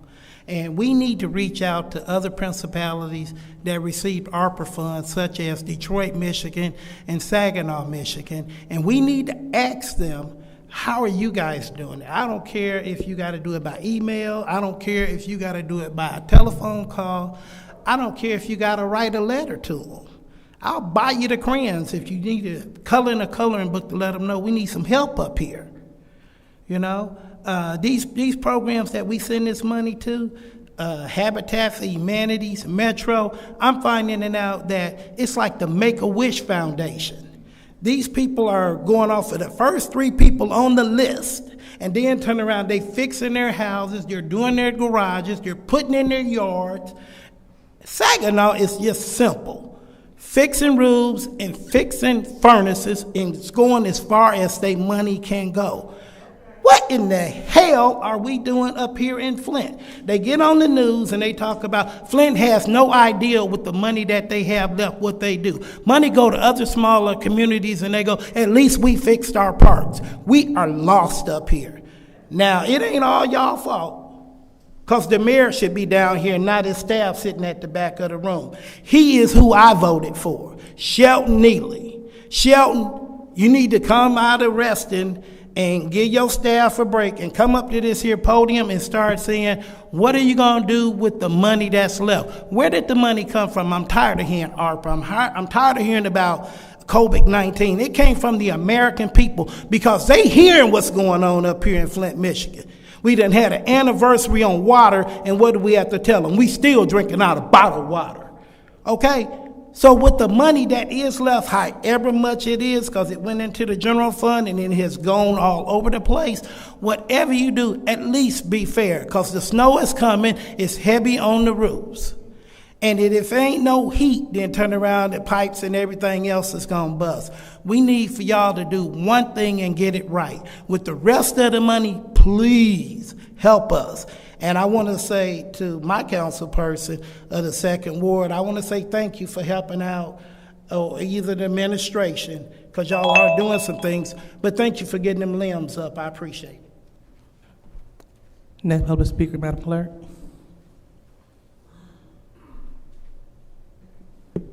The next speaker is Thomas Padroni.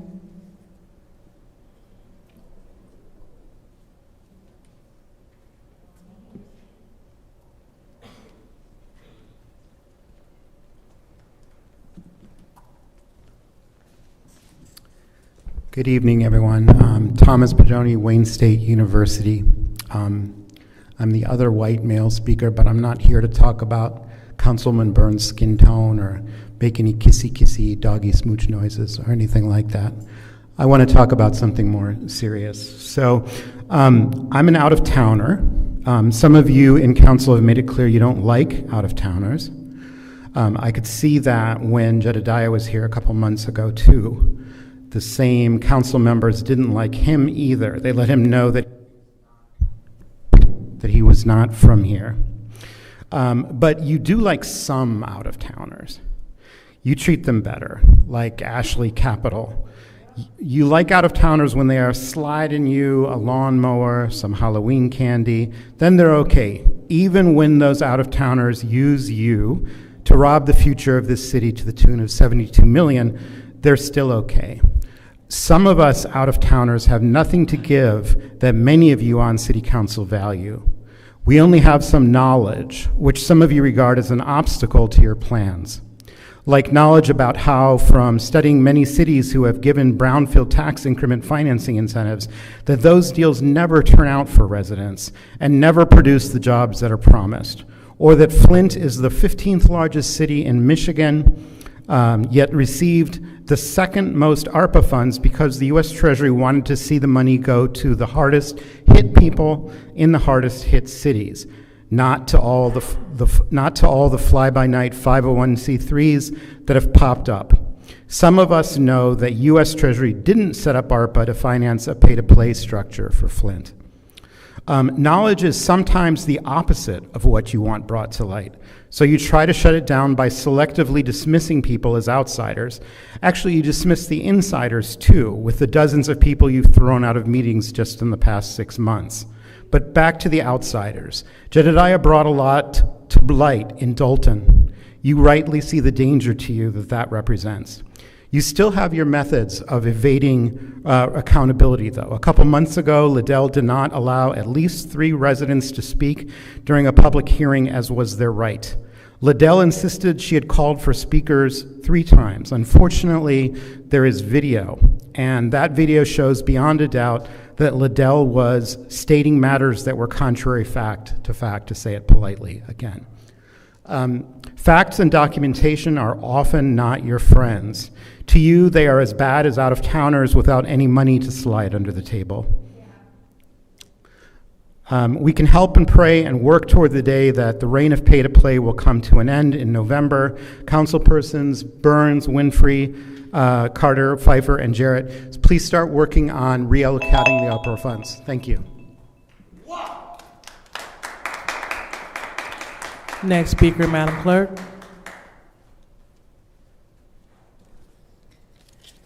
The next speaker is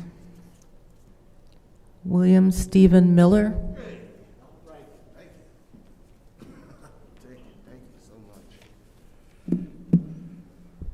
Thank you so much. Good day to the community and council and administration. I just want to introduce myself real quick so I can show my thoughts. My name is William Stephen Miller. I'm a resident, housing commissioner. I'm a board review chairman in the city I live in, which is currently Inkster, Michigan. I'm currently president of the National Action Network down in my part of the community, Western Wayne.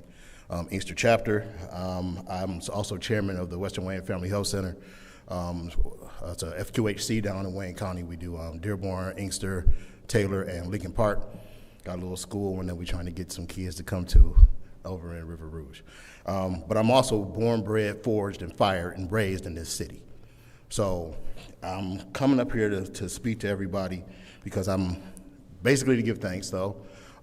Recently on the September 7th, yes, excuse me, a little shaky. September 7th, we had a small home going for my father. His name was Willie L. Miller. He was deputy fire chief for the city for a while, 28 years over the Flint Fire Department. This body, through District 6 Councilwoman, she set up a resolution for my father's homegoing. I wanted to say thank you for that, sister. I do appreciate it. I appreciated the body signing in on that. And I want to say thank you to the mayor's office. Mayor's office also sent a resolution for my father, recognizing his time. Let's see, Chief, who was it? It was Chief Wiggins, Elder Burrell over at Holy Ghost, and Pastor Willie over at Holy Ghost, Willie Kidd. They were the primary speakers for the for my father's homegoing. I really appreciate the chief and the firemen and the police department members who came in to celebrate my father's life and the work that he put in for this community for so long. So you got to appreciate Pastor and Chief Wiggins. He's a good brother. So I truly appreciate everybody taking the time to recognize my father. I do want to say, though, in the time that I've been up here trying to help him and work with him through his transition, this is not the city that I grew up in. Like I say, I'm born and bred here. I'm 92 Vikings, should have been one. That's me. So I'm really thinking about coming up here and doing some work from all the stuff I don't learn in the communities I've been in, especially when it comes to real estate and blight, because that's what I do. So I will hopefully be seeing y'all. But thank y'all so much for what you did for my father. I do appreciate it.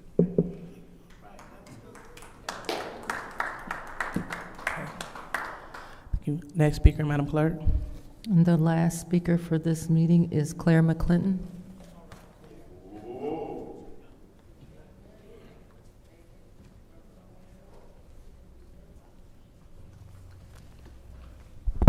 Good evening, Council. I wanted to speak on something that you all passed in committee. And it's like, my, look at this. Don't do tell.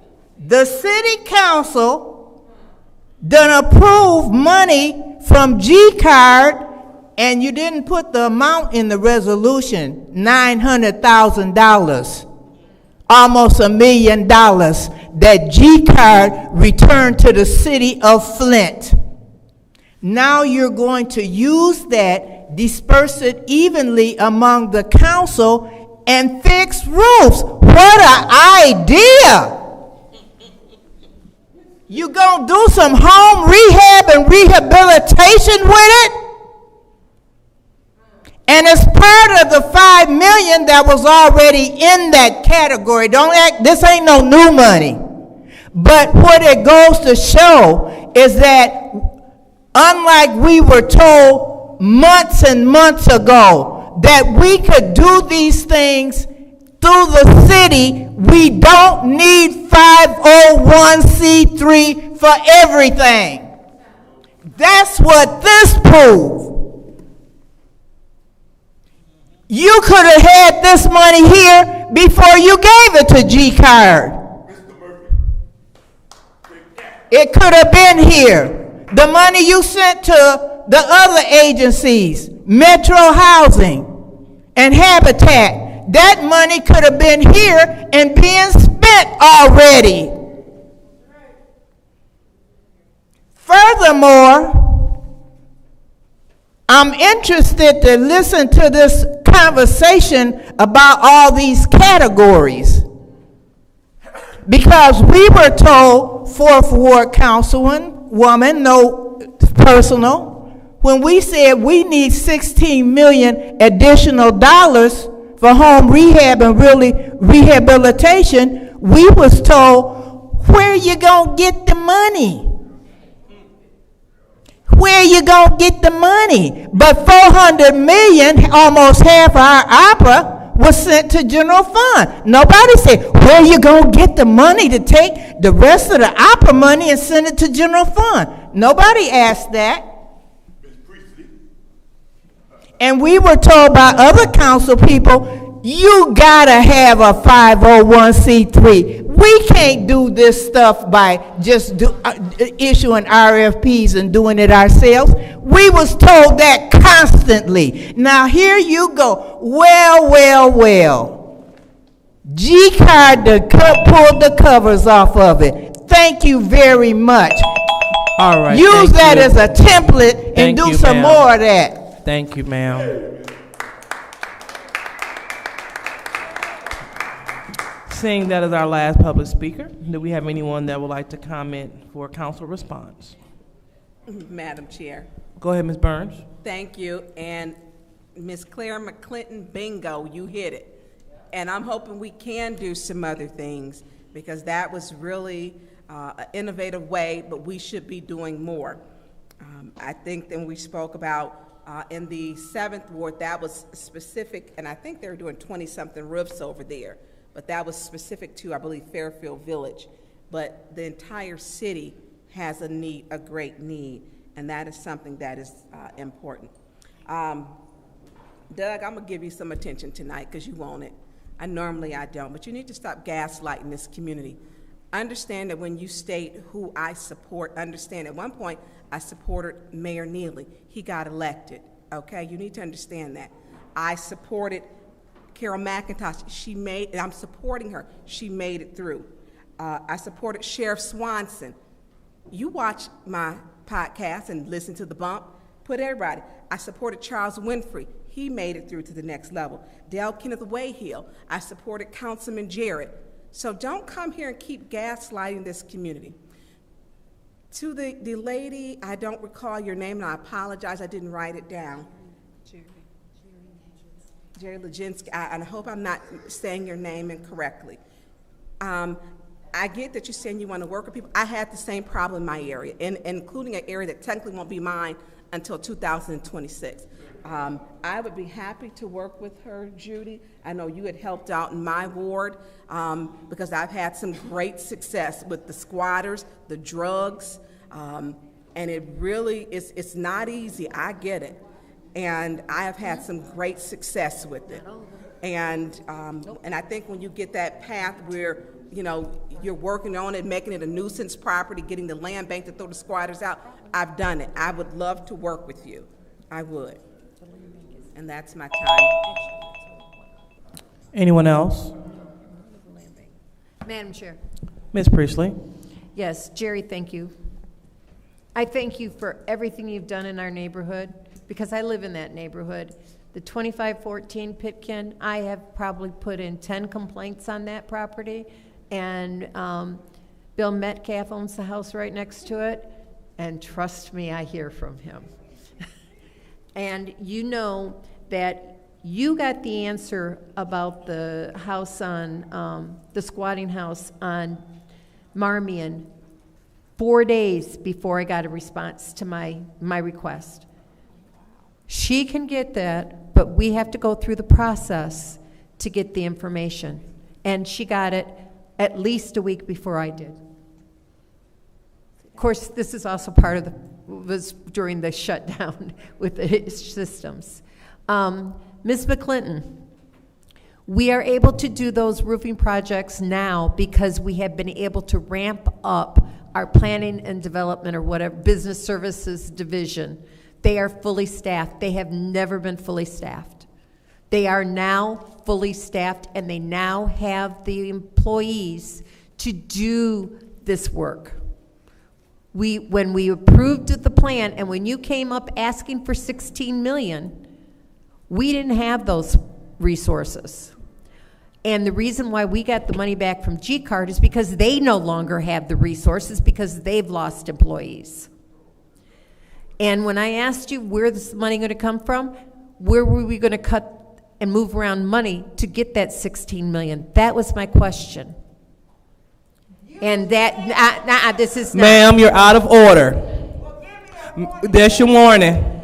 So I want people to understand that this is something that was not available to us 2 years ago when we did this plan.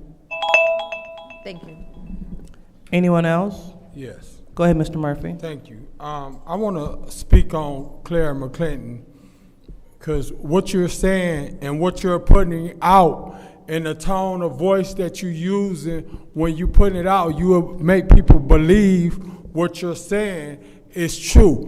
When we move the ARPA funds to general funds, the categories and how we earmark the funding was still in place. We didn't just put no money out there to general funds and then do nothing else with it. So do your research and make sure you know what you're talking about when you hit that podium, because you hitting that podium and you very compassionate about what you're saying. I'm very compassionate about what I'm saying, and we did not move no ARPA dollars to no general funds and say, here, do what you want to do. That's not true. You putting out false information, and you need to be correct when you hit that podium. You've been in this community for a long time. You should know when you speaking, you want to tell the truth and shame the devil. And then another thing, you sit up there and you talk about we shouldn't give no other organizations and no agencies no money. Some of us don't have the capacity. The city of Flint didn't have the capacity. They already told you that when Suzanne Woodcox was the overdevelopment, that we didn't have the capacity to do all that. What you gonna do? Take the money and give it to somebody who don't have the staffing to do it, and the money still sitting there? Why you think G-Card giving some of their money back? Because they don't have the staffing and the capacity to get done. So they gonna have money just sitting there, and it ain't gonna be allocated because they don't have nothing. They don't have enough workers or contractors to do the work. So when you up here talking, why don't you make sure you telling the truth? Because people believe what you say, and it's not true. We didn't just give no money to no general funds. All right. Anyone else would like to speak for public comment? Okay. Go Madam ahead, Chair. Councilwoman Mashat. Yeah, I do want to, and I know I acknowledged this, but I think this cannot be, I think this has to be acknowledged again. I do want to thank Court Street Village, Fairfield Village neighborhood, Central Park neighborhood, all of the residents who were diligent in coming to council and expressing the need to have paint jobs done on the homes, and then also to have roofs repaired. As we speak right now, there are roofs being repaired in the 7th Ward, and so I want to acknowledge the work that Court Street Village has done in our community for decades, and this was something that, you know, they had been planning for, putting money to the side, trying to see if it was something that they could ever get accomplished. And Court Street Village serves both the Central Park neighborhood and the Fairfield Village neighborhood. And so when you have two very active associations mixed with an organization, a non-profit organization who knows how to help move things along and get repairs and things of that nature done, I think that it is essential that we don't act as though there aren't nonprofit organizations that are good for the city. And so when we talk about nonprofit organizations, we don't want to downplay all nonprofit organizations, because Court Street Village is a nonprofit organization that is currently getting homes painted and getting roofs repaired. And so let's not discount work that is being done in the city. So once again, I do want to thank Court Street Village, thank the Fairfield Village Neighborhood Association and Central Park Neighborhood Association for their diligence and their patience throughout the years. And I am excited to announce that roofs are being repaired and homes are being painted. Thank you. All right, anyone else like to speak during council comment? All right, so since we don't have anyone to speak, I'll go ahead and take my time. So once again, another attempt to recall me has failed, marking the fourth time that this effort has fallen flat. The latest attempt, much like others, has proven to be nothing more than political theater, an unnecessary distraction from the real issues that matter to the people in the city of Flint. So while these misguided efforts continue to waste our taxpayer time and resources, just want to let the Second Ward as well as the city of Flint know that I will remain focused on the important work that we are doing in this community. Safe streets, economic growth, clean water. Instead of pushing endless recalls, perhaps it's time for those behind the actions, those that are standing outside of grocery stores on holidays. Maybe it's time for us to find more meaningful ways to support our city. I will remain committed to serving the people of the city of Flint with integrity, resilience, and the dedication that they deserve. So I appreciate the Second Ward for standing strong and standing firm, for leadership that they can see. I would like to thank my colleagues for allocating that money to cut the grass to help us get in front of the blight issue in the Second Ward. It's really making a difference. It's really beautifying the area, and it's catching on to a lot of homeowners alike, renters and homeowners. They're beautifying their areas. We see a lot of new roofs being put on. This is courtesy of homeowners, because they see that their house being the sore thumb of the neighborhood is not a good idea. I would like to thank our blight department for doing their job and utilizing the resources to make sure that everyone is adhering to the ordinances. Those things matter. So as long as I am the chairperson, but the council person of the Second Ward and the chairperson of this body, I remain dedicated to moving this city forward. So thank you again for your confidence and standing strong.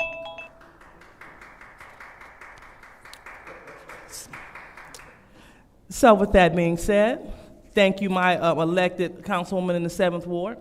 We will go ahead and move on to the next item. So now we're on reconsiderations. What's the pleasure of the body? I'll make a motion to move all reconsiderations and vote on them individually. All right, there's a motion on the floor to move. Okay, so we're just doing them one at a time? Yes. Okay. So so there's a motion on the floor can we just call them off one at a time? No, the motion is to move them all at once and then vote on them separately. Okay, just want to make sure I didn't misconstrue that. Thank you. All right, so there's a motion on the floor to move them all and vote on them individually. Any support? Support. All right, supported by the councilwoman in the 7th Ward. Request for information. Go ahead, Mr. Jarrett. Could you clarify? I'm not clear on what you're saying. How it's gonna? What are we doing?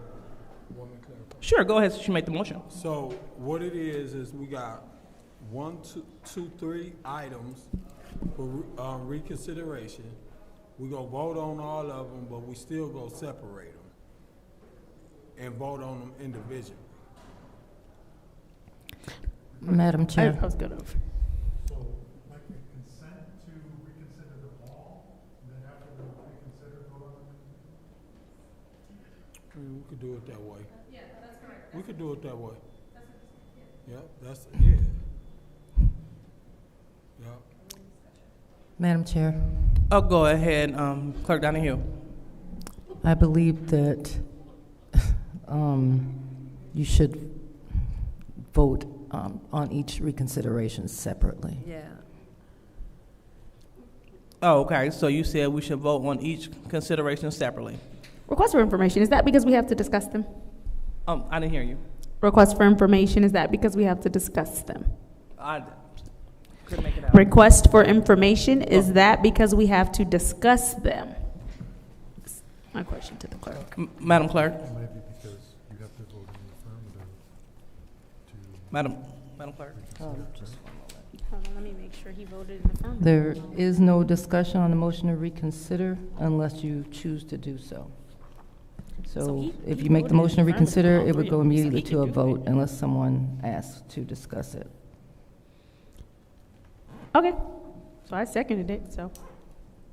All right, so hearing that there's no discussion unless we choose to discuss, we're looking to to consider resolutions 240144, 240227, and 240191.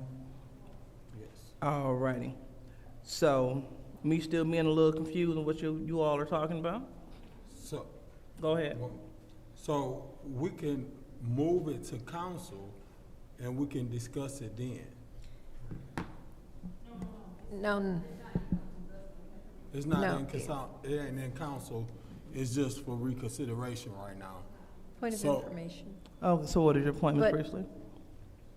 Couldn't these be considered as part of the consent agenda? By this motion, it is already separated before it gets to council. No, we voting just to reconsider. I understand that. Moving it to. But your motion said, and then vote on them individually after that's reconsidered. Because some of them may not even make the agenda. It doesn't make sense to me, but that's okay.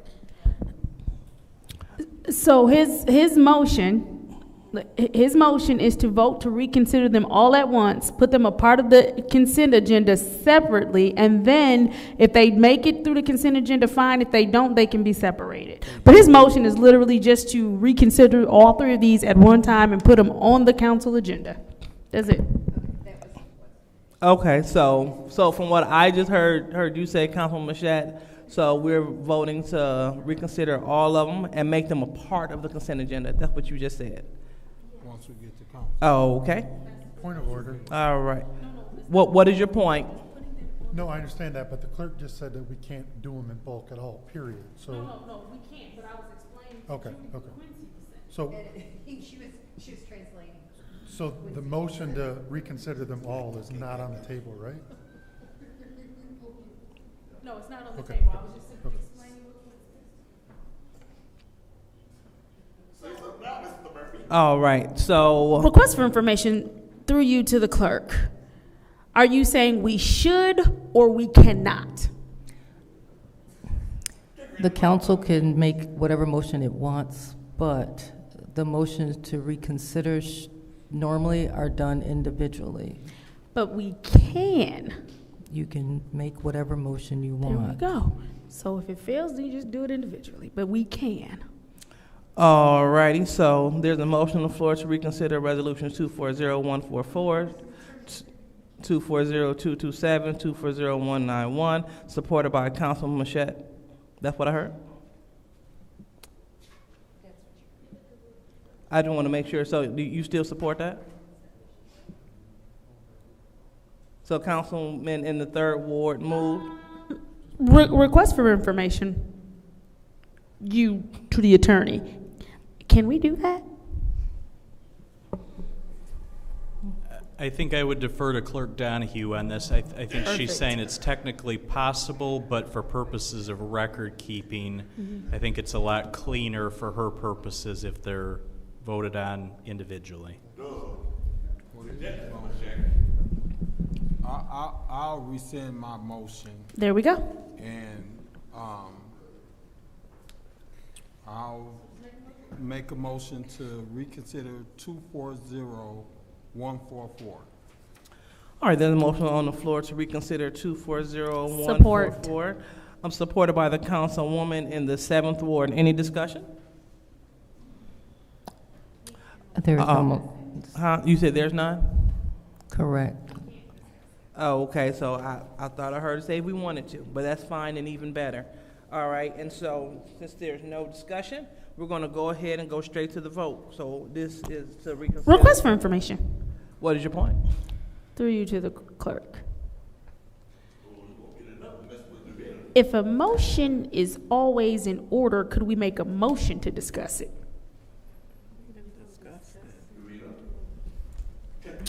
Per the council rules,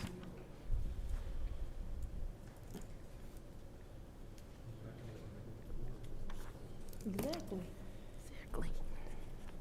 11.1, unless otherwise stated, it's not considered a main motion.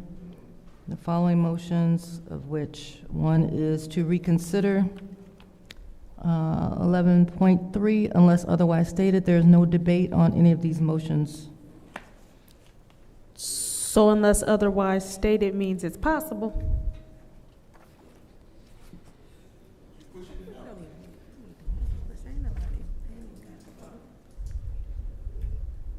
And in the rules, it does not speak to discussion, so then I would interpret that to mean there is no discussion on a motion to reconsider.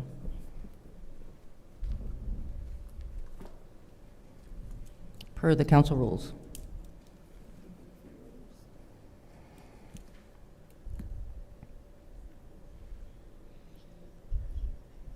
All right.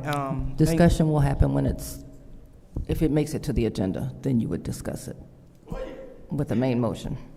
But per the council rules, it's not considered a main motion, so there is no discussion in the rule itself. But it did say unless otherwise stated. In the rules, the implication being, because it spells out each motion, and that's one of them, it doesn't speak to discussion under the specific rule for reconsideration. But it says unless otherwise stated. Meaning interpreting it to mean stated in your rules. All right, so I'm going to go ahead and just pause for a correction from me, because we have Resolution 240403.1 that was above reconsiderations. And so we want to go ahead and acknowledge that this is the R.L. Jones Center. So we'll go there, and then we'll come back to this reconsideration gate that we have going on. All right, so what is the pleasure for the body for Resolution 240403.1? Support. All right, Councilman in the 8th Ward move for approval, supported by the Councilwoman in the 7th Ward. Any discussion in the first round? All right. She is here, so we're in the second round, so I'll take the floor in the second round, because she is here. All right. So I know she's here for questions, so any discussion in the second round? Yes. Go ahead, Mr. Murphy.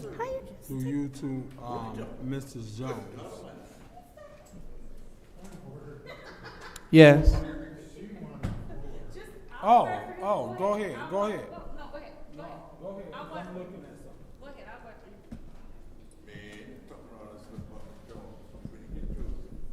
you. Yes. Mother Jones, if you can approach the lectern.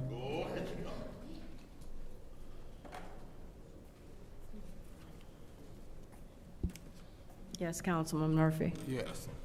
So one of the concerns we had with this funding is once we have exhausted the funding for your organization, and we realize you applied for $367,000 total, we gave you 100,000 before, and the original resolution was that just came in through to us in finance was 250,000, which was I think 80,000 or 70-some thousand over the maximum amount. What we was doing was giving organizations and agencies what they asked for, not more than what they asked for. So my question and some of our concerns was what's going to happen for your organization to sustain itself once these funds are exhausted? Councilman Murphy, I hear your question, but you've asked that before, and we're still here. Now, the reason I was told that we were from the office where the resolution was placed is they wanted to make sure, because your question the last time was, were we capable, did we have a fiduciary? And we showed you that we did not have a fiduciary, nor did we need a fiduciary, because we are our own 501c3. We have Schultz CPA, which has been working with us for the last year. I got and so I'm answering. I got 30 seconds left, and I want to finish up what I. But I'm trying to answer your question. I'm trying to finish up my question too. Okay. In all due respect, I know what I asked you last time. What I asked you last time was how was you guys going to sustain yourself once it's over with? And I thought that we gave, I think, the food bank part of $450,000, which was going to be part of giving you some funding. So that's why I might have asked that question. They never gave us any more money, Mr. Murphy. We never got anything from the food bank. All right, thank you, Mother. All right, so anyone else in the second round? Madam Chair. Go ahead, Ms. Burns. Mother Jones, please answer on my time. I know you wanted to respond. Well, we never received any money from the food bank, so I'm not familiar with that. We were never in a part of the food bank's grant that I know about, other than the help centers. There were 3. That was R.L. Jones, Bethel United Methodist, and Asbury United Methodist. The help centers. It was those 3 help centers that we were coming through with the food bank. Did you get 100? Because I think the last conversation. Point of information. What is your point? That's United Way, not the food bank. Oh, he said food bank. But it was United Way that was the fiduciary, and it was the food bank that was supplying the food. Did you get that money? Oh, yes, we did. Okay. We did. So I think that one, and then the question was, I think 100,000 in ARPA. Did you get 100,000 in ARPA already? Now, we did, but that was not for the 3 help centers. That was the, 2023 when it first came out with the 3 help centers. And I was told about the $100,000 when we put in our original request was exactly what I was saying. They wanted to make sure that we could handle our funding on our own. And you can check with Emily Dewar's office. We are timely. Our CPA handles all of our business in a timely and direct manner. So this, because our time is very limited. Okay. So this is what was said, so you will know. Okay. That you requested $263,000. Right. And that request that you had received $100,000. Right. And so what we said, okay, well, if she received that, then let's deduct off the 100,000. Okay. The 100,000, which would be 163,000. But your request was for it was her request was 250. Right, 263. I got my number. 263 is correct. And so that's how we got down to 163,000. Okay. So but was that for something different? Because I know you have 2 parts of R.L. Jones. No, this was for R.L. Jones. The ARPA money that we submitted the proposal for was not the help centers. This was Okay. strictly for R.L. Jones. And so what do you from do at the R.L. Jones Center? the R.L. Jones, we deliver to over 1,200 households food a week in each of your wards, including now the county. We do that as well, but those funds are separated out because those funds are paid for by CHAP. So Have you have nothing not to do with the received city. anything for RL? I'm sorry. You have not received for RL, that was the help center? Not for the help center at all. Okay. The help center is what the three help centers do. That's Greater Holy Temple, Bethel, and Asbury. Those are separate. What we do, can I still? Well, I was letting her ask the question, but I'll go ahead and pause. Like Ms. Priestley gonna let you talk on her. Go time. ahead, Ms. Priestley. Okay, so there is some confusion because the Help Center request was totally separate from your application of $263,000. Yes, ma'am. So we shouldn't even be talking about that money because it's totally separate from this pot of money that we're Yes, that we're ma'am. currently discussing. Yes, ma'am. So the question was, you did get 100,000. Well, yes, ma'am. You did get the 100,000. So the remainder of your request, the 163, is what this resolution Is about. allocates. Yes, ma'am. Now, would you like to? Now that we've cleared that up, do you have anything else that you want to say in my 2 minutes and 26 seconds? Thank you so much. I wanted to complete what Ms. Burns had asked me. We deliver to over 1,200 households a week. No one else in the city does that. In addition to that, we have been available for many of the council people who have called and said, I need an emergency box, or someone don't have. We have been there for them. We have not closed our doors during the water crisis. We did not close our doors during COVID, and no one in the city does what we do. I believe in partnerships. I partner with MTA. They come and pick up our workers, and we deliver. And now we're partnering with Job Corps. Those young people need jobs. They need money. And so we work with Job Corps now, and we pay them. Why? Because they need to have some kind of income coming in. These are young people who are troubled. Some of them have issues and situations, but guess what? They love coming to work for us. Ms. Priestley, is that? Yeah, I'm fine. Thank you. Okay. All right. Anyone else, second round? All right. So The question, may I, real quick, the question was asked, how will we sustain? You can do it on my time if Okay. you like. Go ahead. We're going to sustain because we have other organizations, including the C.S. Mott Foundation, who came to us. We didn't ask to go to them. Why? Because they see what we do. They understand the need in this city.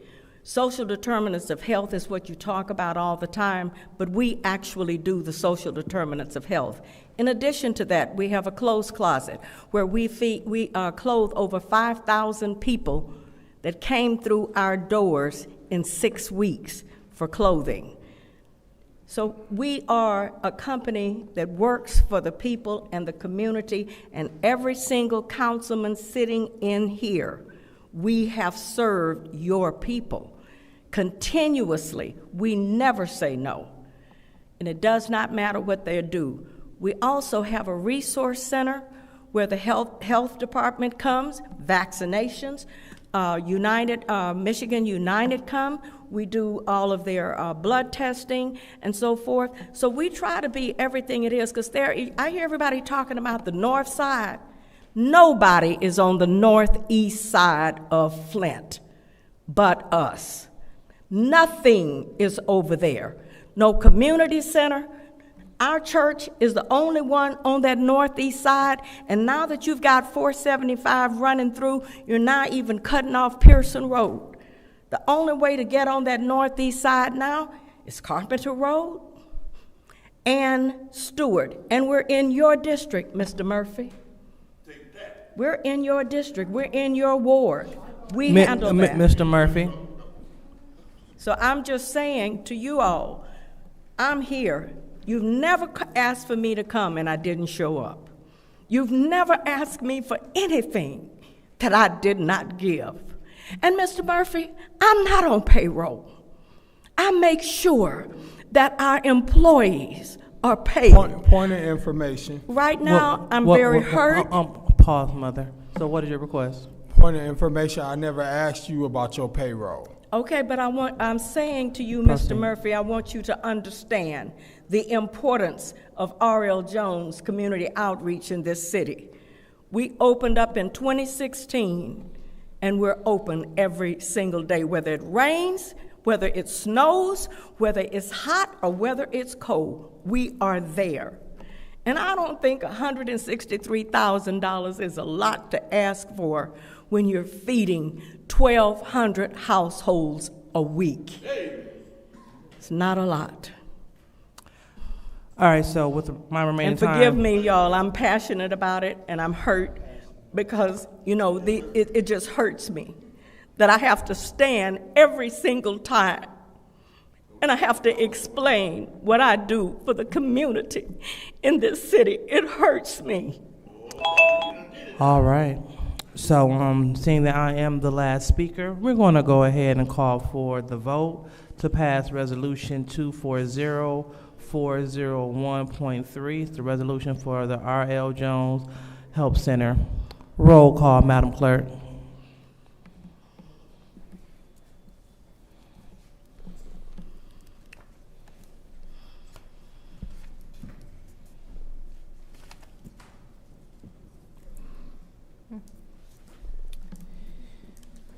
Mr. Allen is absent. Ms. Lewis? Yes. No, it's not. This is not a reconsideration. Mr. Murphy? Yes. Thank you. Ms. Priestley? Yes. Ms. Winfrey Carter? Yes. Ms. Burns? Yes. Ms. Mashat? Yes. Mr. Pfeiffer? Yes.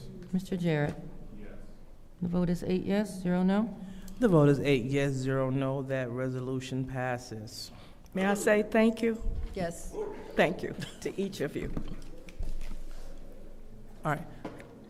So now we'll move on to reconsiderations. And we're looking at reconsidering our, I guess we just do it one at a time, vote on one at a time. So we're looking to reconsider Resolution 240144. All right. So with no debate or discussion, we'll go ahead and call for the vote. So this is to reconsider Resolution 240144, the administrative consent We ain't got to order. move to reconsider stuff? Huh? We don't got to move to reconsider? I We just be didn't like, hear nah? You already, I'm sorry, Madam Chair. Their motion was already made, and then we moved to the other. Oh, sorry. So Thank there you. was already a motion made by Mr. Murphy and seconded by you, Ms. All right, Mashat, to all right, got it. reconsider. Thank you. 144. All right, and so we just go ahead and just call for the vote. All right, so we're looking to vote.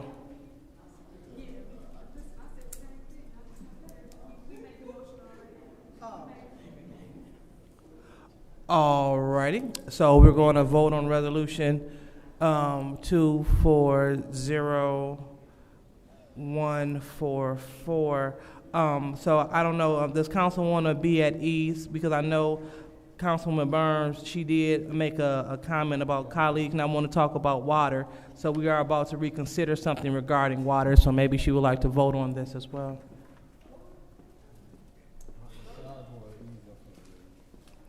No. No. Point of order. Got it. All right. All right, so now we were, Madam Clerk, roll call vote for reconsideration 240144. Roll call. Mr. Murphy? Yes. Ms. Priestley? Yes. Ms. Winfrey Carter? No. Ms. Burns? No. Ms. Mashat? Yes. Mr. Pfeiffer? Mr. Jarrett? No. Ms. Lewis? Yes. The vote is 4 yes, 4 no. The vote is 4 yes, 4 no. That reconsideration fails. So now we're moving on to reconsideration for 240227, the reallocation of ARPA funds and grants for youth job training for Faith Foundation resources. And so we will go straight to the roll call. I move to reconsider. Oh, I'm sorry. Resolution 240227. Support. Thank you.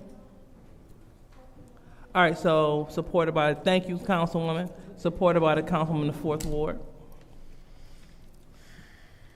And so we will go straight to the roll call vote. Roll call. Sorry. Ms. Priestley. Yes. Ms. Winfrey Carter. No. Ms. Burns. No. Ms. Mashat. Yes. Mr. Pfeiffer. Mr. Jarrett. No. Ms. Lewis. Yes. Mr. Murphy. Yes. The vote is 4 yes, 4 no. The vote is 4 yes, 4 no, so that resolution fails. So we will vote for resolution 240191. Madam Chair. Which is, yes. I'd like to move to reconsider Resolution 240191. All right, any support? Support. Supported by the Councilman in the 4th Ward. We will go straight to the roll call vote. And this is the ordinance to amend Chapter 31. And this is for disorderly conduct, assault, and battery disorderly persons. So roll call, Madam Clerk.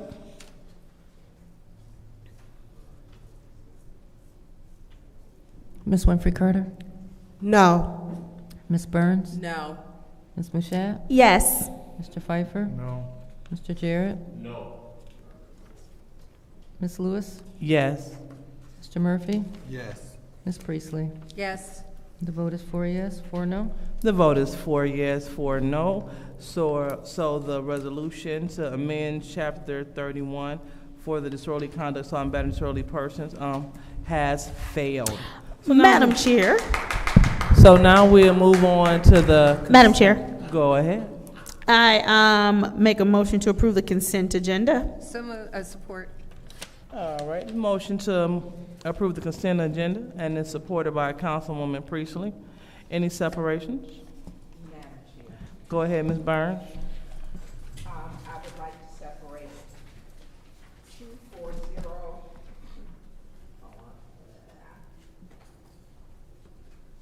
240324. 240. Okay. You hit 324, page 5, okay. Reallocation of ARPA funds for Cyrus Park. 240235, schedule a public hearing for cause and ethics for Billy Dantzler. 240325, Odyssey House.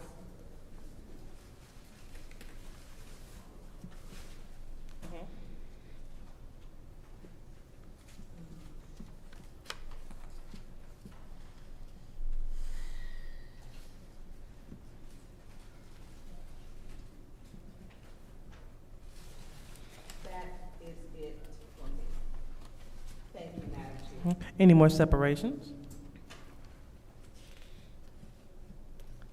All right, so not hearing any, we will go ahead and go and vote on the consent agenda. And the consent agenda will not include resolutions 240324, resolution 240235, and resolution 240325. So roll call, Madam Clerk. Madam Chair, if I can just also point out, under consent agenda, all of the resolutions that may be reconsidered are also not a part of this consent agenda, as they were not reconsidered. Point of order. What is your point? Madam Clerk, I can't understand you. If you could, you sound muffled. I'm sorry. Thank you. Under the consent agenda, I just wanted to point out the resolutions that were up for reconsideration are listed under the consent agenda, but they are not included because they were not reconsidered. So I just want to make sure that that's noted for the record. All right. Thank you, Madam Clerk. Please go ahead with the roll call. Ms. Burns.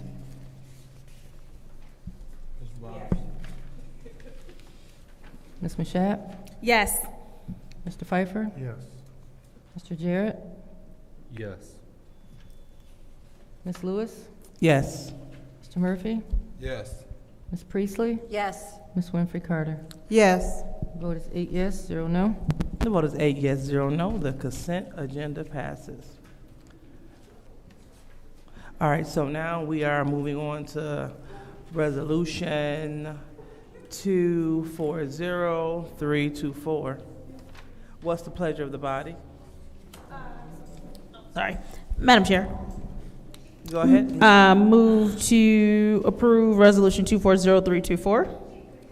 All right, so there's a resolution on the, motion on the floor to pass resolution 240324. Any support? Support. Supported by the councilman in the 3rd Ward. Go ahead, any debate? Yes. Go ahead, Mr. Murphy. So, this resolution was just a counting error. This is something we already passed. To, through you to Emily. Emily Dorr. Emily said it's time to go home. Emily. Because they're getting ready to be ghosts. You want to call her up? Yes, please approach the lectern. Is she listening?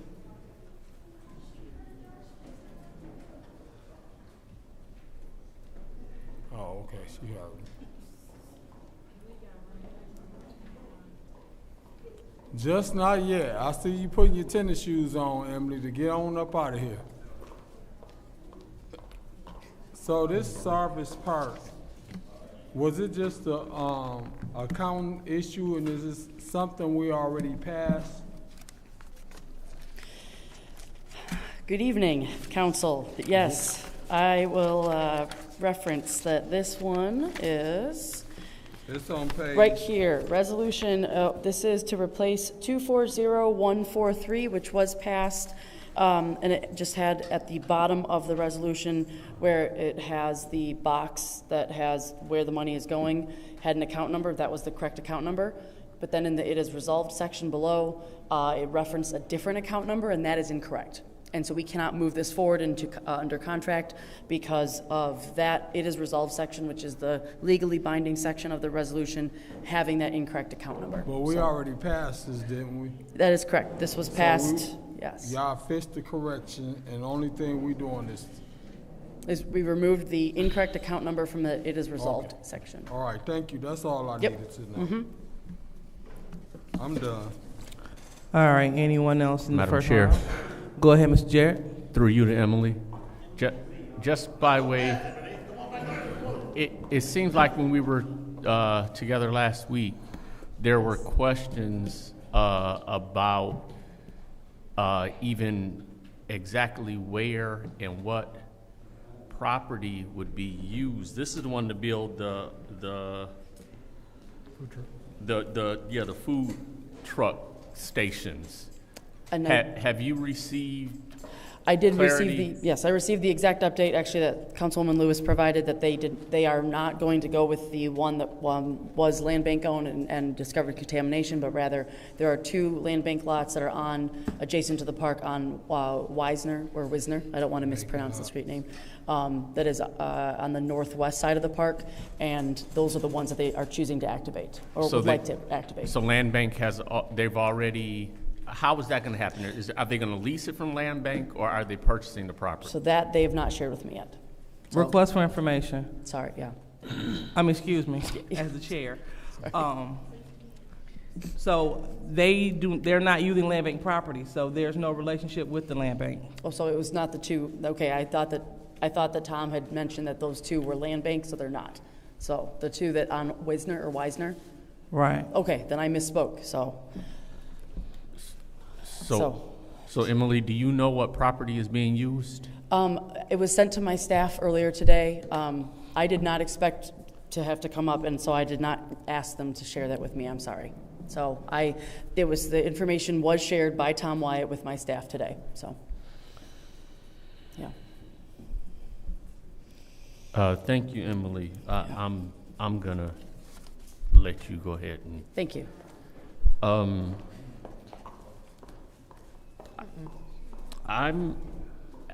I'm not certain how to go about being able to make decisions and grant funding approval when provided for me or to me is not complete information. I'm not going to say it's incorrect information or even misinformation. It's just not complete information. In that,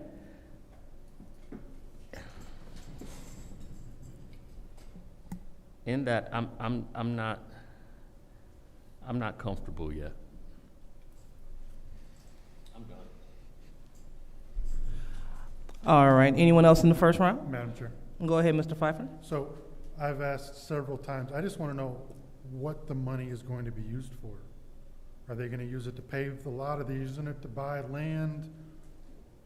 What is the dollars in the budget for this and what the dollars are going to be used for? Nobody can answer that. Apparently the administration doesn't even know what lots are being used. So at this time, I'm a no. Thank you. Same. All right, anyone else? Madam Chair. Go ahead, Ms. Byrne. Thank you. I think it makes it very difficult now the administration is gone and she is stating she does not have the information which should be input into the resolution. So at this time, I cannot support this. Thank you. All right, anyone else in the first round? Madam Chair, Go ahead. I too cannot support this resolution. It seems to me that there's some information missing, and I will not support something that's incomplete. We don't have the necessary information to pass it. So I'll be voting no on this resolution. Madam Chair. Go ahead, Ms. Mashat. So it seems like there's a very simple fix to this because Emily says she did have the information, she just didn't get a chance to look at it yet. And so I just feel like maybe if we leave it here in council until that information is put into this packet, we'll be fine because the information is there. It was stated that it was provided. And so since we have the information, it can simply be put into the next packet since that seems to be everyone's hold up on something we already voted for. So to make an amended motion to just leave it here in council until we get that information that's already there, just wasn't sent to us. All right, any support to keeping this resolution in council? Supported by a councilman in the 3rd Ward. Since there is no debate, we will go straight to the roll call vote. Roll call, Madam Clerk.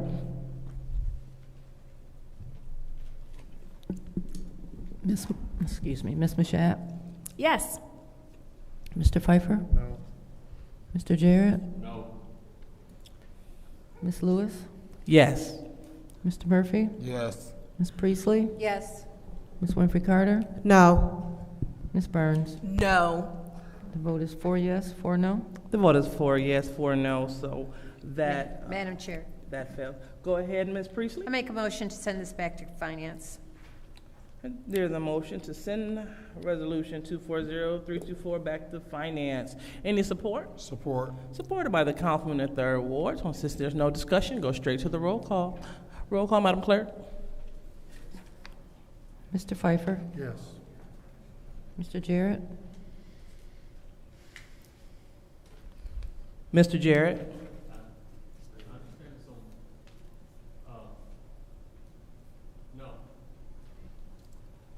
Ms. Lewis? Yes. Mr. Murphy? Yes. Ms. Priestley? Yes. Ms. Winfrey Carter? No. Ms. Burns? No. Ms. Mashat? Yes. The vote is 5 yes, 3 no. The vote is 5 yes, 3 no. Resolution 240324 will be sent to finance. So now we're moving on to resolution 240235. With the pleasure of the body. Oh, sorry. Madam Chair. Mm-hmm. I make a motion to approve 240235. All right, the motion to approve. Any support? Support. All right, supported by the councilman in the 3rd Ward. Any discussion? Madam Chair, Go ahead, Ms. Richley. it's my understanding that she resigned, is that correct? Per the Ethics and Accountability Board chairman, I've heard that she did verbally resign. So I'm wondering why, Request for information. What is your request? Through you to the speaker, was that sent to the clerk? I don't know. Was that sent to the clerk? No, there hasn't been anything in writing forwarded to my office.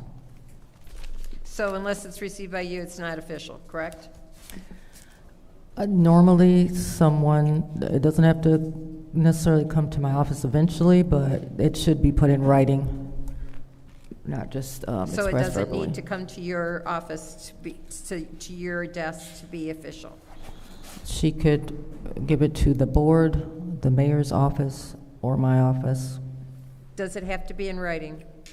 That's the preference. It should be in writing. Okay, thank you. Seeing how I have heard of the incident, I'm going to vote for this. Thank you very much. All right. Anyone else in the first round? Madam Chair. Go ahead, Mr. Pfeiffer. I think if she has resigned, or that's the rumor, I think passing this or delaying it for 2 weeks. If we pass this, we're gonna start hiring counsel we're gonna retain outside counsel for no reason if she resigned. That doesn't make sense to me, so I'll be voting no on this. All right, so he's gonna say for no. All right, so Mr. Pfeiffer, go ahead. Anyone else? Yes. Go ahead, Mr. Murphy. I would like to make an amended motion to keep this in council until we get further instructions on what's going on. Because we don't really know. Support. All right, so motion made by Councilman Murphy to keep it in council, supported by Mr. Pfeiffer, and this is to keep this resolution here in council upon further information. So, roll call, Madam Clerk.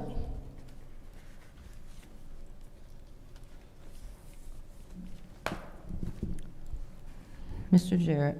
No. Ms. Lewis? Yes. Mr. Murphy? Yes. Ms. Priestley? Yes. Ms. Winfrey Carter? No. Ms. Burns? No. Ms. Mashat? Yes. Mr. Pfeiffer? Yes. The vote is 5 yes, 3 no. The vote is 5 yes, 3 no. Resolution 240235 shall remain in council. So lastly, we are at Resolution 240325. Madam Chair, Go ahead, Ms. Priestley. motion to approve. Motion to approve Resolution 240325. Any support? Support. Supported by the Councilwoman of the 7th Ward. Any discussion? Madam Chair. Go ahead, Ms. Priestley. This is just, I realize that there was discussion on this during the committee about using opioid monies for this, but they did apply under ARPA, and I understand the sentiment by the councilman in the 8th Ward who brought that up. I believe that was him. But this is just correcting an error in the resolution, and there's no reason, and I would love to be able to give them more money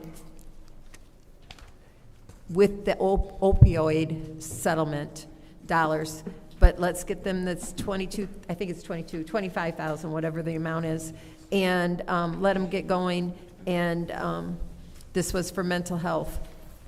So I'm in favor of this, thank you.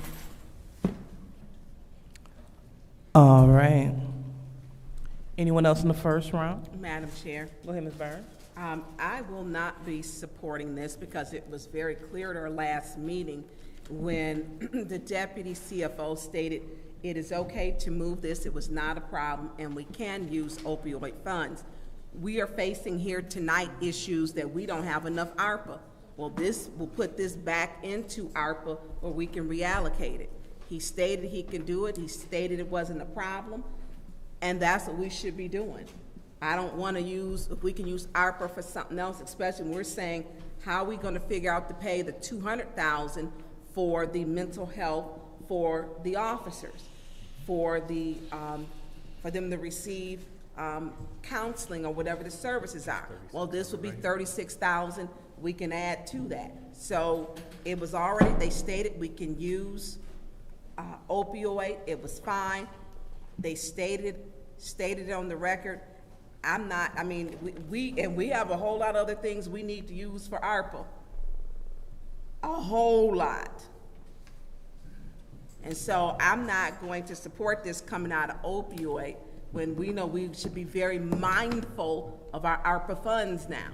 Very mindful. So I will not be supporting this to come out of ARPA. Not at all. Opioid, absolutely. Thank you, Madam Chair. Madam Chair. Go ahead, Mr. Pfeiffer. Yeah, you said exactly what I was going to say. So this right there is 36,000 towards the 200 that we don't have in the budget. So to me, this is just a simple paperwork swap or account number swap and be done with it. So I will not be supporting this. Right, anyone Madam else? Chair. Go ahead, Mr. I'm Chair. fine with whatever y'all do. The problem is we don't know how much opioid money we have right now or how much ARPA money we have right now. And so what I would like to do is have an explanation for both before I vote to move either dollar amount. So I do want to make a motion to leave this here in council until I would like to make an amended motion to send it back to finance until we know what we have in both pots and can make better decisions. So you said leave this here in council? Finance, send it back to finance. Oh, okay. And so. It was supported. Motion on the floor to send resolution 240325 to finance, supported by Mr. Pfeiffer. No, there will be no debate. Roll call vote, Madam Clerk, excuse me. Ms. Lewis. Yes. Mr. Murphy. Yes. Ms. Priestley. Yes. Ms. Winfrey Carter. No. Ms. Burns. Yes. Ms. Mashat. Yes. Mr. Pfeiffer. Yes. Mr. Jarrett. Yes. The vote is 7 yes, 1 no. The vote is 7 yes, 1 no. So that resolution is being sent to Motion to finance. adjourn. All right, motion to adjourn by the councilwoman in the 7th Ward, supported by the councilwoman in the 4th Ward. Roll call, Madam Clerk. Mr. Murphy. Yes. Ms. Priestley. Yep. Ms. Winfrey Carter. Yes. Ms. Burns. Yes. Ms. Mashat. Yes. Mr. Pfeiffer. Yeah, yours sounds I'm sorry. like it's still. Mr. Jarrett. Yes. Ms. Lewis. Yes. The vote is 8 yes, 0 no.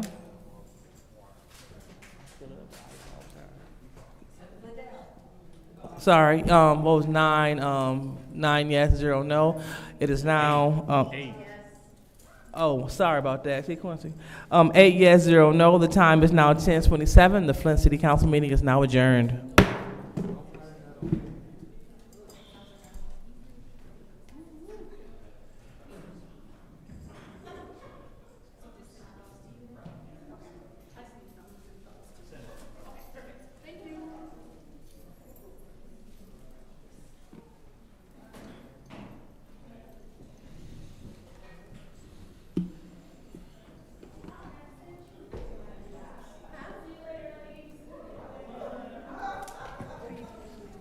Have a good week.